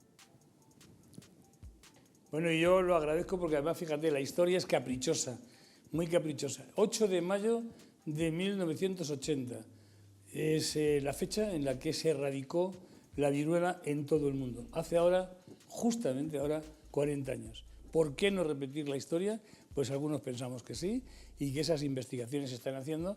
Bueno, como siempre, hay centros como el Centro Nacional de Biotecnología del Consejo Superior de Investigaciones Científicas que está investigando en una vacuna con virus atenuados, virus muertos, que no provocan la enfermedad, pero que sí aumentan las defensas, que pueden dar mucha más inmunidad. Lo que pasa es que es verdad que tardan mucho más tiempo en crearlas. Pero como ha avanzado tanto la ciencia, hoy conocemos el genoma del virus, importantísimo. Y además tenemos la terapia génica. Bueno, pues fijaros porque nuestros compañeros nos han preparado unos gráficos que yo creo que son muy importantes para poder entender lo que yo voy a explicar rápidamente. Primero, pensemos en que el virus no tiene vida. El virus necesita una célula viva para poder vivir y duplicarse, replicarse, ese gran poder que tiene el virus de la replicación. ¿Y cómo lo tiene? Pues ahora ven ustedes en el esquema que el virus tiene una corona de espinas. Todo el mundo ya lo reconoce, esas espinas se llaman spike, son espículas, y de la palabra spike es lo que aparece la proteína S, que es lo que tiene el virus en su membrana. Todas esas espinas lo que van a hacer va a ser buscar una célula humana, nuestras células, célula viva que tiene DNA, porque el virus es RNA. Y para poder entrar en la célula, fíjense que hemos puesto en la spike como si fuera una llave y ahora en la célula la membrana, un receptor, la cerradura. Tiene que abrir esa cerradura, pues la abre perfectamente porque se acopla a ese receptor, entra en la célula, en ese momento es un parásito, coge el ADN de la célula, empieza a vivir, se replica como están viendo en las imágenes y una vez que se ha replicado mata a la célula, sale la replicación, todas sus congéneres salen de la célula y van a parasitar a otras células. De ahí viene el poder de replicación del virus y el gran poder de contagio. ¿Ven? Pues si esto lo tenemos claro, vamos a ver ahora que las vacunas con las terapias génicas están avanzadas porque la plataforma ya existe. Tenemos una plataforma para hacer ya la investigación de las vacunas que viene dada por las investigaciones de la vacuna del síndrome respiratorio de Oriente Medio, del síndrome respiratorio agudo severo. Ya tenemos esa plataforma. Se la hemos pintado aquí como un fusil. Bueno, un fusil sería la plataforma, es lo que tardamos más tiempo en crear, pero ahora lo que vamos a crear son las balas, son los proyectiles. Ahí tienen una diana que es la diana del VIH, la diana del ébola y la diana de esta enfermedad que provoca el COVID-19. Pues bien, esa investigación Es justamente lo que estamos haciendo, lo que están haciendo ahora mismo, lo que están a punto de empezar. La fase 1 son 3 fases, 1, 2 y 3, y la primera fase está a punto ya de empezar con seres humanos y con tener resultados. Pensamos que en el primer trimestre del año 2021, segundo trimestre como mucho, podemos tener la primera vacuna. Habrá varias, habrá incluso vacunas específicas para las personas mayores porque tienen una sensibilidad totalmente distinta. Igual que la de la gripe, la vacuna de las personas mayores es distinta que la de las personas que tienen menor edad. Bueno, pues ahora, si ya entienden que tenemos esa plataforma y tenemos esa bala, esa es la vacuna. ¿Cómo la vamos a crear? Pues bien con virus atenuados, como decía, virus muertos inactivos, o bien con la terapia génica. Es inmensamente emocionante pensar en esto. Fíjense, cogemos un virus amigo, un virus parecido al coronavirus, que tiene también su corona de espinas, pero que es amigo. Nosotros le hemos alterado genéticamente, cogemos sus proteínas, cogemos esas proteínas S de ese virus amigo y las inyectamos en el cuerpo humano.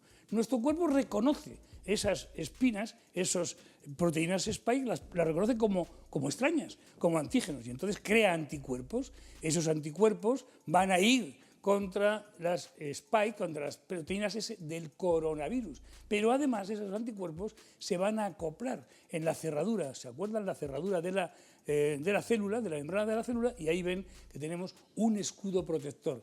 Si conseguimos eso, habremos conseguido inactivar la proteína S del virus y además las proteínas que puedan quedar libres no podrán entrar en la célula porque nuestra vacuna lo ha protegido. Esas serían las investigaciones que están en estos momentos. Pero ante esto, que claro, dice largo me lo fiáis, los antivacunas ya están empezando a decir largo me lo fiáis. Bueno, yo estoy seguro que primero tendremos el tratamiento eficaz, se está haciendo ya en muchos ensayos en todo el mundo. Pero hasta que no llegue la vacuna, miren este último panel que les propongo, que es la única vacuna que tenemos eficaz hoy.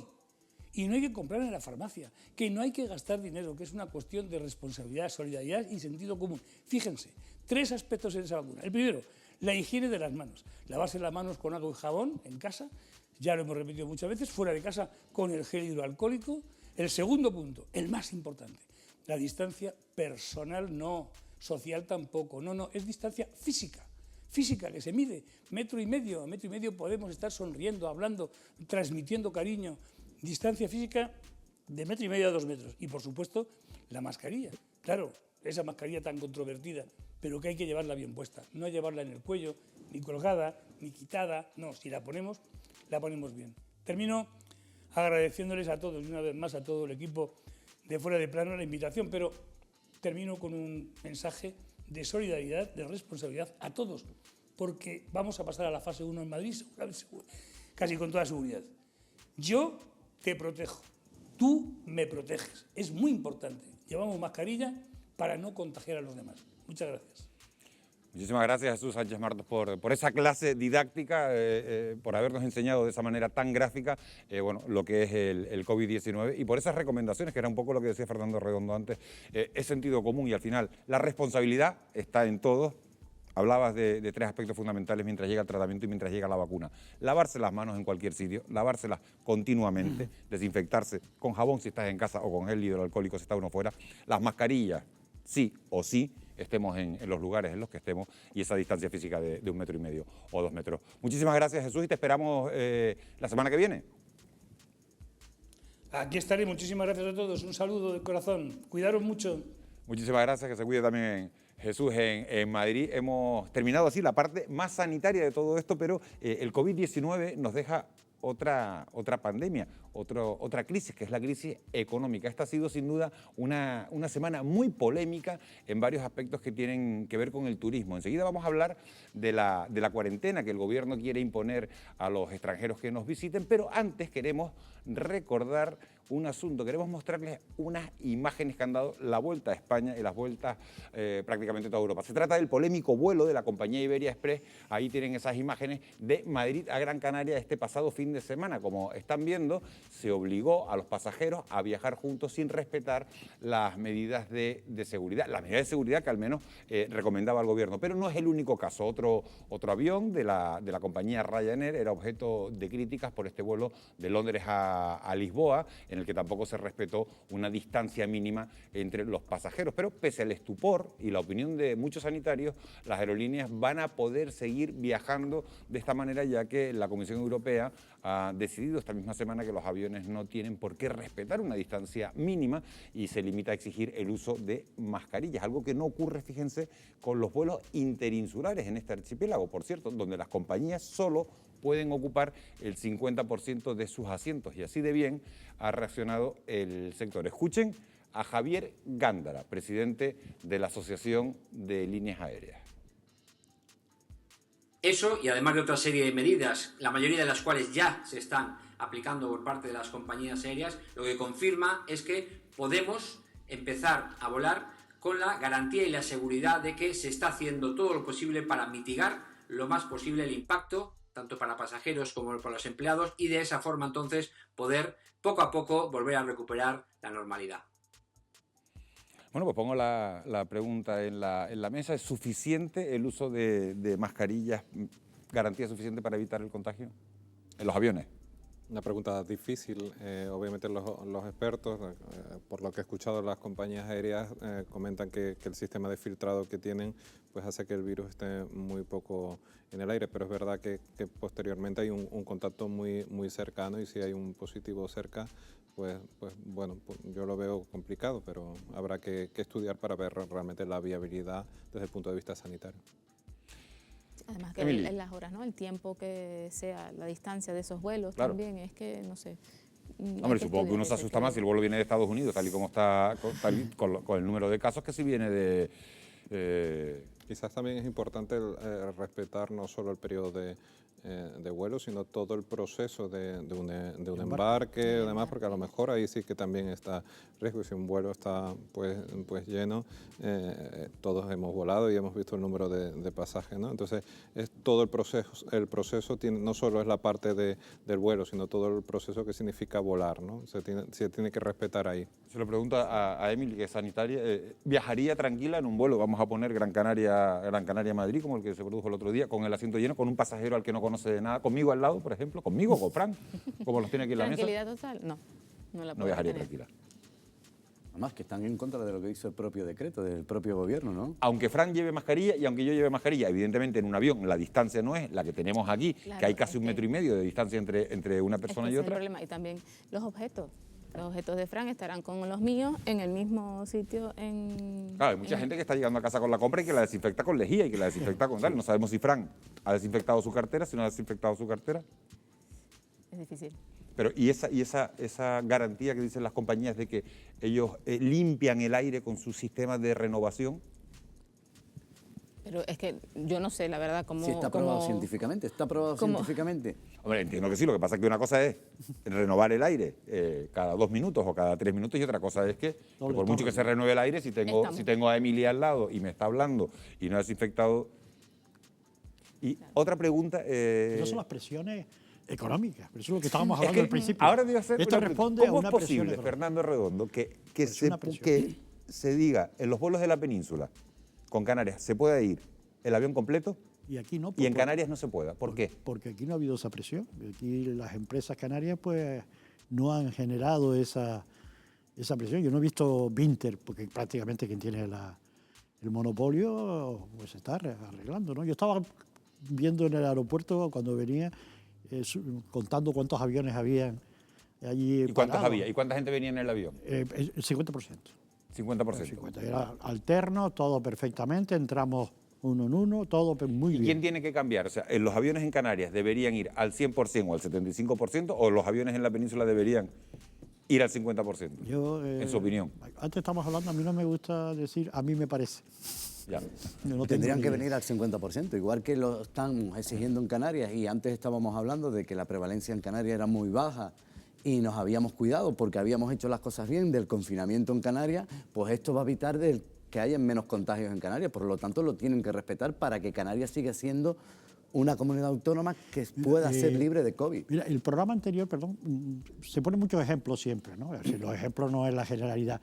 El otro día decía un cocinero de estos de un montón de estrellas Michelin, que decía que la gente tendría que pensar, porque hay gente que sale de Canarias y se va a Vigo comerse una mariscada. Es decir, que oye, tenemos que empezar a pensar en este momento si es necesario o no viajes inútiles. Esto es un ejemplo que puso un cocinero, que me llamó la atención porque decía, oye, tenemos que pensar, es decir, si yo tengo una necesidad y tengo que ir a trabajar, tengo un problema, pero decir, me voy a ir a ver un partido de fútbol como el Eso lío estaba muy bien antes, pero no es el momento. como el lío que se montó con Valencia, es decir, que no era el momento, ¿no? Es decir, yo creo que en estas cosas la prudencia debe prevalecer. Evidentemente hay una presión inmensa, porque una parte importante de todo el tráfico aéreo de low cost viven llevando los aviones a tope. Entonces, y pegando las filas y pegando los asientos. Pero no ha sido, fíjense, la única decisión polémica. Cosa que no pasa en Canarias. ¿Eh? Cosa que no pasa en Canarias. Cosa que no pasa en Canarias. Digo que no ha sido la única decisión polémica de la semana, porque otras decisiones sobre salud pública han traído también bastante cola. Por ejemplo, la medida del Gobierno de España aplicando una cuarentena a todos aquellos extranjeros que lleguen a nuestro país mientras dure el estado de alarma. Eso no ha sentado bien en una parte del sector turístico. Consideran que esta cuarentena, aunque no afecte directamente al periodo vacacional, sí que pone en desventaja a nuestro archipiélago, porque estaría frenando los planes de aquellos turistas que ahora mismo se están planteando posibles destinos. La gente no elige las vacaciones de un día para otro, sino que las elige con cierto tiempo, y este parece que es el momento en el que se están decidiendo esas vacaciones. Por otro lado, Europa insta a levantar las prohibiciones al movimiento de viajeros de forma gradual y sin cuarentenas entre los países de la Unión. Un tema de gran interés porque muchos canarios viven pendientes de esa reactivación del sector turístico para recuperar su empleo. Sobre este asunto vamos a hablar, esta noche vamos a conocer la opinión de los operadores turísticos desde dos perspectivas muy distintas, la del sector privado por un lado y también desde el sector público. Vamos a comenzar por el primero de ellos y vamos a saludar a Nicolás Villalobos, que es director de Bicordial Hoteles. Nicolás, muy buenas noches. Muy buenas noches. ¿Qué opinión tiene sobre esta decisión del gobierno de decretar la cuarentena? Bueno, pues nos ha sorprendido porque estaba anunciado y se sabía que la Comisión Europea iba a emitir desde Bruselas un protocolo que de alguna manera normara y regulara la circulación dentro de lo que es el espacio europeo, dentro de lo que es el espacio Schengen, pues iba a sacar un protocolo, como digo, se sabía que iba a salir el miércoles, dando las pautas que de alguna manera tenían que armonizar las políticas a seguir por todos los países comunitarios. Y bueno, pues sorprende la premura y la prisa que le entró al gobierno de España para, pues, el martes, la víspera, como se dice, del dictamen de la Comisión Europea o de las recomendaciones de la Comisión Europea, pues sacar esta orden ministerial que además cuesta entender, ¿no? O sea, cuesta entender, primero ya sin entrar, que no me corresponde a mí, porque no tengo conocimientos médicos, ni mucho menos para entender si toca o no toca. Pero por lo pronto ya tenemos dos versiones. La Comisión Europea desde Bruselas dice que no corresponde y que no es razonable la figura de la cuarentena cuando estamos hablando de flujos entre regiones que están, pues, con la misma incidencia del virus. Pues en el caso de Canarias, sin incidencia, bueno, pues gente que viniera de una región europea donde no hubiera incidencia, pues no está justificado que a ese señor que viene de una región donde no hay ninguna incidencia, donde no hay ninguna prevalencia del virus, pues se le obligue y se le castigue con un confinamiento, un arresto domiciliario. Y esto lo dice la Comisión Europea con todos sus asesores técnicos, sanitarios y tal, que no sé si serán mejores o peores que los que puedan tener en Moncloa, pero bueno, vienen de Bruselas y por lo pronto un respeto y una consideración me merecen. Bueno, la norma que Moncloa saca es contradictoria totalmente a lo que dice Bruselas, y además tira de un recurso que suena anacrónico, ¿no? Y que suena decimonónico. O sea, esto de las cuarentenas... Esto de las cuarentenas suena, esto lo hacíamos en Canarias en el siglo XIX, cuando venía un barco de Cuba y se había dado un caso de cólera y dejábamos el barco allí, pues en la bahía fondeado hasta que pasaron los 40 días. Pero estamos en el siglo XXI, o sea, los PCR cuestan 15 euros ahora y se hacen en 15 minutos. O sea, Nicolás, pues hágase un testeo a la gente si quiere, cuanto menos decir, oiga, se le someterá a cuarentena si usted no voluntariamente se presta a hacerse un PCR, y que en caso de que salga negativo, pues usted es libre para deambular y circular como el resto de los ciudadanos europeos residentes, en este caso aquí en Canarias, ¿no? De todas maneras, Nicolás, la cuarentena se limita al estado de alarma que previsiblemente acabaría a finales del mes de junio. Estamos a 14 de mayo, luego quedaría apenas un mes y medio. ¿afectaría a la decisión que podrían estar tomando, como decía antes, los turistas en estos momentos a la hora de elegir destino? Sí, yo creo que sí. Primero que el documento no dice, no se refiere al estado de alarma, sino se refiere a la crisis COVID, ¿vale? O sea, el BOE literalmente se refiere a mientras dure la crisis sanitaria. En este caso lo descorrelaciona de la figura jurídica estado de alarma y su prórroga. Dicho esto, tiene una disposición, este boletín oficial, que dice que todos los turoperadores y agencias de viajes están obligados a informar a los turistas que estén prospeccionando viajes a Canarias, pues de que mientras dure la crisis sanitaria tendrán que hacer un embargo, una cuarentena. Bueno, el tema es muy duro porque ahora mismo los turistas están considerando, pues no ya las vacaciones para junio, como es evidente, sino están mirando invierno, están mirando tal, y bueno, cuando me meten en Google y me meten en Internet en vacaciones en España, pues lo que va a saltar es cuarentena. Entonces nos estamos haciendo el harakiri de forma diferida y a medio y largo plazo. Insisto, no estoy siendo, como se apuntaba, de esos empresarios que presionan para que se retome la actividad económica sí o sí por encima de las cuestiones sanitarias y médicas. Insisto, soy absolutamente lego en cuestiones sanitarias. Siempre, bueno, pues, vale. En cualquier caso, soy absolutamente lego y yo me remito a los dictámenes de Bruselas, que, bueno, me parece que tienen tanto o por lo menos respeto intelectual como el que puedan tener los asesores que puedan tener Moncloa, por lo menos por mi parte. Nicolás Villalobos, muchísimas gracias por haber estado en Fuera de Plano, muchísimas gracias por esas opiniones, quedan claro que sí afectaría desde su punto de vista esa medida para el sector privado. Muchísimas gracias, muy buenas noches. Buenas noches, saludos Fernando. Nosotros seguimos hablando del COVID-19, hacemos una última parada para ir a publicidad y regresamos enseguida.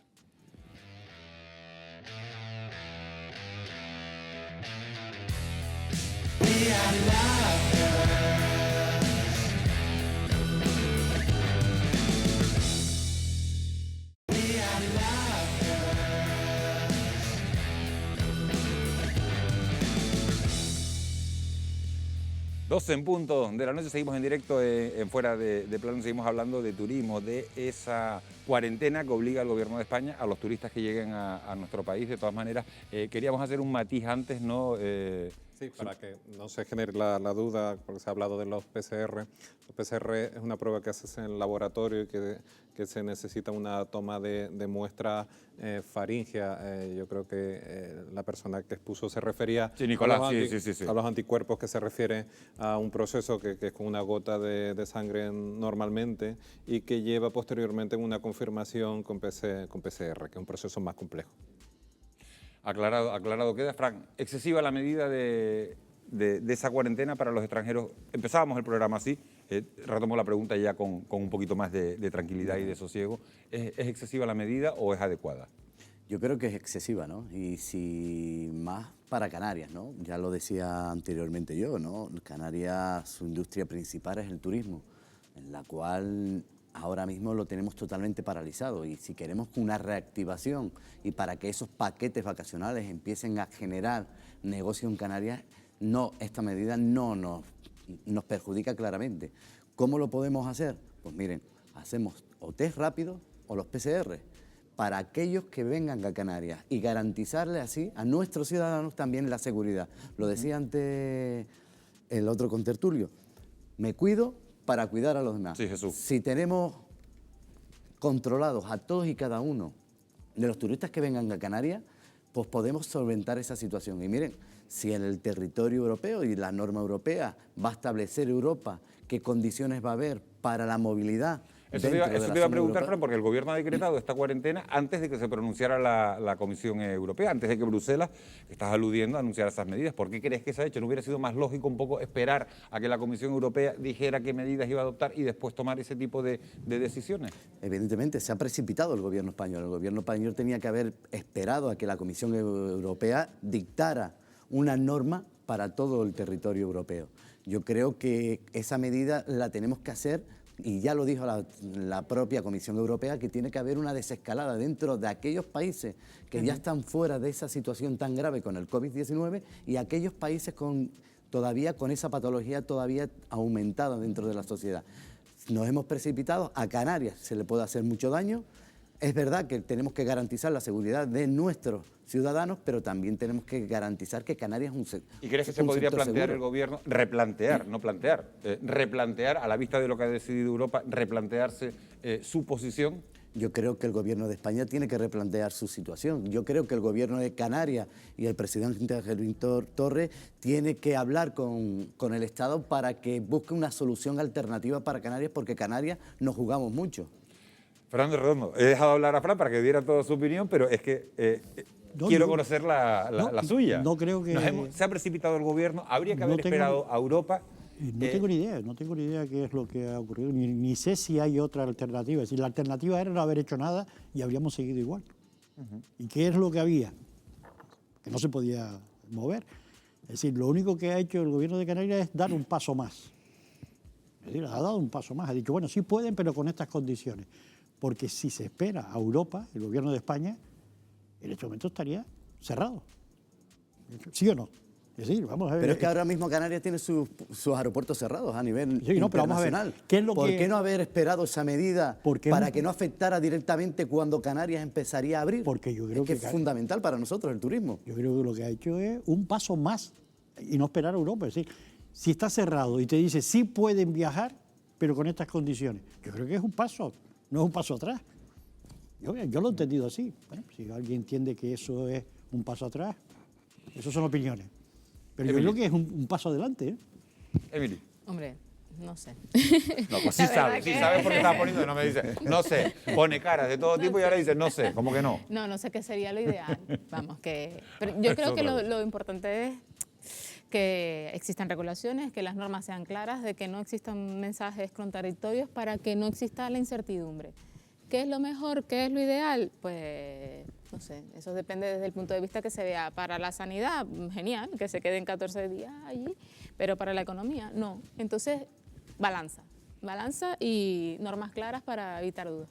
Que se ponga normas claras, me quedo con ese titular. Les decía que íbamos a conocer la postura del sector privado, pero también queremos conocer sobre este tema la opinión desde el sector público. Está con nosotros Moisés Jorge, que es gerente del Patronato de Turismo de Fuerteventura y gran conocedor del sector tras su paso por AENA y también por otros aeropuertos europeos o por departamentos de promoción de otras comunidades autónomas. Muy buenas noches, Moisés. Como experto y desde tu visión del sector público, ¿crees que la cuarentena decretada por el Gobierno de España está justificada?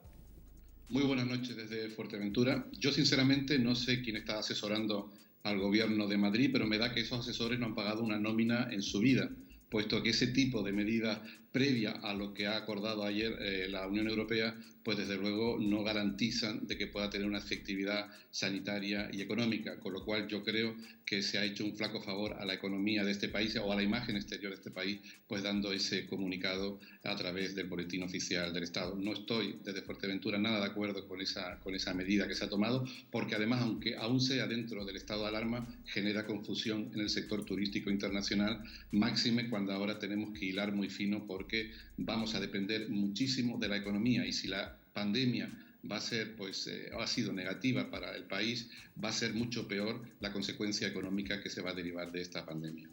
Y Moisés, ¿no parece como una contradicción con las recomendaciones que anunciaba ayer, lo estábamos hablando antes, la Comisión Europea? Por supuesto, y yo también creo que la Unión Europea ayer ha sido bastante tibia en este tema. Me da la impresión de que han pasado la papa caliente a los Estados miembros de la Unión Europea para no tomar una decisión unánime.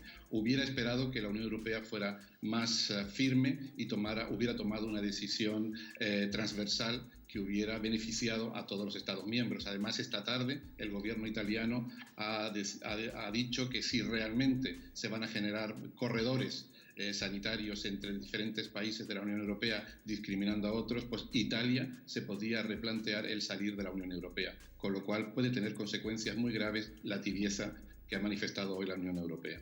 Está el tema complicado. Quiero hacerte otra pregunta directa, Moisés, como conocedor de todo esto. ¿Qué daño podría hacer el anuncio de la cuarentena en nuestros potenciales visitantes, en nuestros turistas potenciales? ¿No crees que si un alemán está decidiendo ahora mismo, a mediados de mayo, el destino de sus vacaciones, bueno, pues se decantaría por un país que no se hubiera planteado esta fórmula?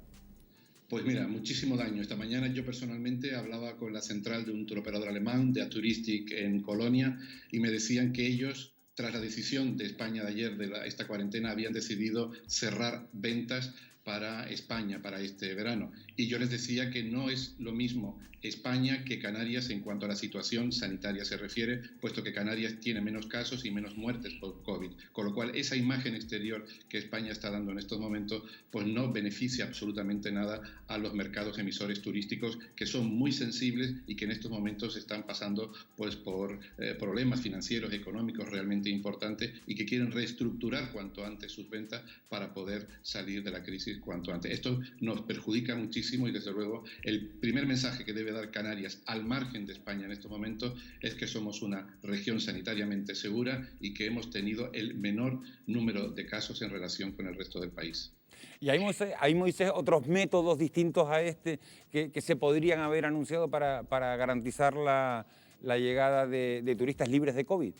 Sí, efectivamente. Y mira, hace un mes concretamente el Cabildo de Fuerteventura, pues a través de su presidente, mandó una carta a 3 ministros, ministra de Sanidad, ministro de Transportes y ministra de Turismo, para ofrecer Fuerteventura como destino COVID-free y poder fletar el primer avión libre de COVID, teniendo en cuenta que se podían hacer PCRs en origen, y para poder obtener la tarjeta de embarque, pues los pasajeros tenían que hacerse esa prueba de PCR. También Fuerteventura hace 2 meses compró 50.000 test PCR en Berlín concretamente, y el coste de cada test PCR es de 2,46 euros. Yo creo que esto, repercutirlo directamente en el pasajero o en la compañía en sí, pues es muy bajo coste y realmente puede garantizar un destino más seguro y garantizar unas vacaciones realmente tranquilas. Turquía lo ha hecho, y Turquía se ha dirigido a los diferentes turoperadores alemanes y les ha dicho que al llegar al aeropuerto de Turquía pues podrán hacer controles de temperatura, podrán hacer test rápidos con PCR, e incluso facilitan las zonas libres de COVID que tienen en estos momentos las diferentes zonas turísticas de Turquía, desde la Riviera Turca como Alanya, Antalya o incluso Estambul. Creo que estamos yendo demasiado lentos, no deberíamos depender de las decisiones en estos momentos de Madrid en este sentido, y Canarias debiera liderar pues todo esto. Además, teniendo en cuenta que hay tecnología canaria con el dispositivo HiCard, que se está intentando potenciar desde la Organización Mundial del Turismo en coordinación con el Gobierno de Canarias. No debemos perder un minuto, porque el panorama económico puede ser desolador una vez que hayamos salido del estado de alarma. Moisés Jorge, gerente del Patronato de Turismo de Fuerteventura, muchísimas gracias por haber estado en Fuera de Plano esta noche, muchísimas gracias por aportar todo ese conocimiento y haberlo compartido con nuestros espectadores. Un placer. Un placer. Buenas noches desde Fuerteventura.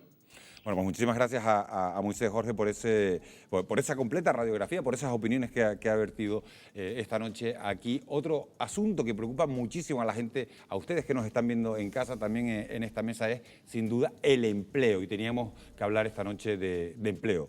Más de 200.000 canarios están incluidos en estos momentos en un ERTE, a la espera de que las empresas puedan retomar poco a poco su actividad. Y crece la preocupación en este numeroso colectivo por recuperar el puesto de trabajo. Esta semana el Gobierno de España, como saben, empresarios y sindicatos firmaban un pacto para extender los ERTE hasta el 30 de junio. Sin embargo, ya no existe, y ahí está una de las novedades, el compromiso general de mantener el empleo durante 6 meses si las empresas entraran en riesgo de quiebra. Yo traigo la pregunta a la mesa. Sindicatos, economistas, Fernando, Fran, me da igual quién empiece, ¿cómo valoran estos cambios? ¿Se abre la puerta a que muchos trabajadores canarios no consigan retomar su empleo? No, yo creo que todo lo contrario, ¿no? Lo que estamos garantizando es que mantener a las empresas para mantener el empleo. Eso es fundamental. Y eso es lo que hemos hecho en el diálogo social. El diálogo social, llevamos semanas desde el estado de alarma intentando negociar con el gobierno, con los empresarios, para intentar llegar a este acuerdo fundamental, y sobre todo para Canarias, que es fundamental y esencial. Estamos hablando de más de 212.000 trabajadores y trabajadoras que estaban esperando esta situación porque no sabían lo que iba a suceder. Porque si no tomábamos una respuesta inmediata con lo de los ERTE, pues sí que íbamos a perder muchísimas de las empresas en Canarias. Y entonces sí que nos íbamos a llevar abocado a lo que decía el reportaje anterior, a que podría Canarias estar entre el 40 y el 45% del desempleo, y eso sí que era gravísimo. Hemos hecho un esfuerzo tanto la patronal como las organizaciones sindicales para llegar a un acuerdo y un entendimiento porque era el momento de hacerlo. Lo que estamos garantizando es ese empleo y lo que hemos hecho es, aquellas empresas que no puedan retomar la actividad en estos momentos, esperen. Sigue habiendo una sección para todas las empresas, para el menos de 50 trabajadores el 100%, para los más de 50 trabajadores el 75%, sus trabajadores siguen en ERTE y aquellas empresas que puedan retomar la actividad económica pueden hacerlo. Pueden continuar con parte de su personal en ERTE o sacar a esas personas del ERTE en horas puntuales que necesita la empresa para empezar la reactivación. Eso es importantísimo, porque le estamos garantizando a la empresa que tenga músculo para que ese músculo no se pierda y pueda perder esa situación. Y entonces sí que tendríamos un problema gravísimo, porque dejaríamos morir a la empresa. Lo que estamos intentando es que no mueran las empresas, que no se vayan a concursos de acreedores y automáticamente solucionarlo. Lo ha explicado perfectamente. Sí. ¿Coincide 100%? 100%. Yo creo que se ha dado siempre una... No entiendo por qué se hacen lecturas negativas. Esto ha sido precisamente, yo no conozco otra fórmula, ¿no? Es decir, en su día cuando se aprobó los ERTE hubo una oposición de algunos partidos porque no entendían que esto es para que las empresas sobrevivan. No existe otro método. Nos queda prácticamente un minuto de programa. Coincido totalmente. Que haya esa coincidencia.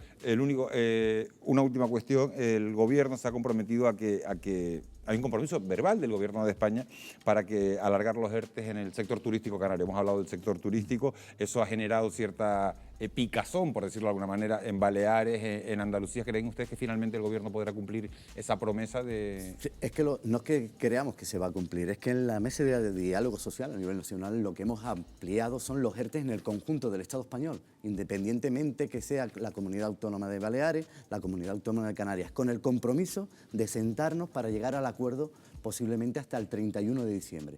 En todas las comunidades autónomas, especialmente en Canarias, en Baleares, pero en Canarias sobre todo porque la situación económica de nuestra industria turística, que es más del 34% del Producto Interior Bruto, pues es Canarias. Y evidentemente desde las organizaciones sindicales nos hemos puesto en marcha para que eso sea así. Pero esto va a afectar a todo el Estado español.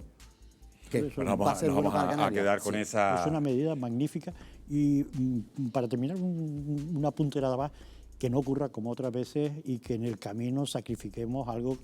Me encantó antes ver al profesor Don Jesús, etcétera, que es la formación y la educación. Cada vez que hay una crisis, laminamos todas las inversiones en educación, se queda al final. Si queremos salir de esta crisis y que no se vuelva a repetir, necesitamos conocimiento. No existe otra forma. En parte de los chicos que les... Fortalecimiento de los servicios públicos. Eso es lo fundamental. Nos vamos a quedar con esa palabra. Conocimiento para salir de esta situación.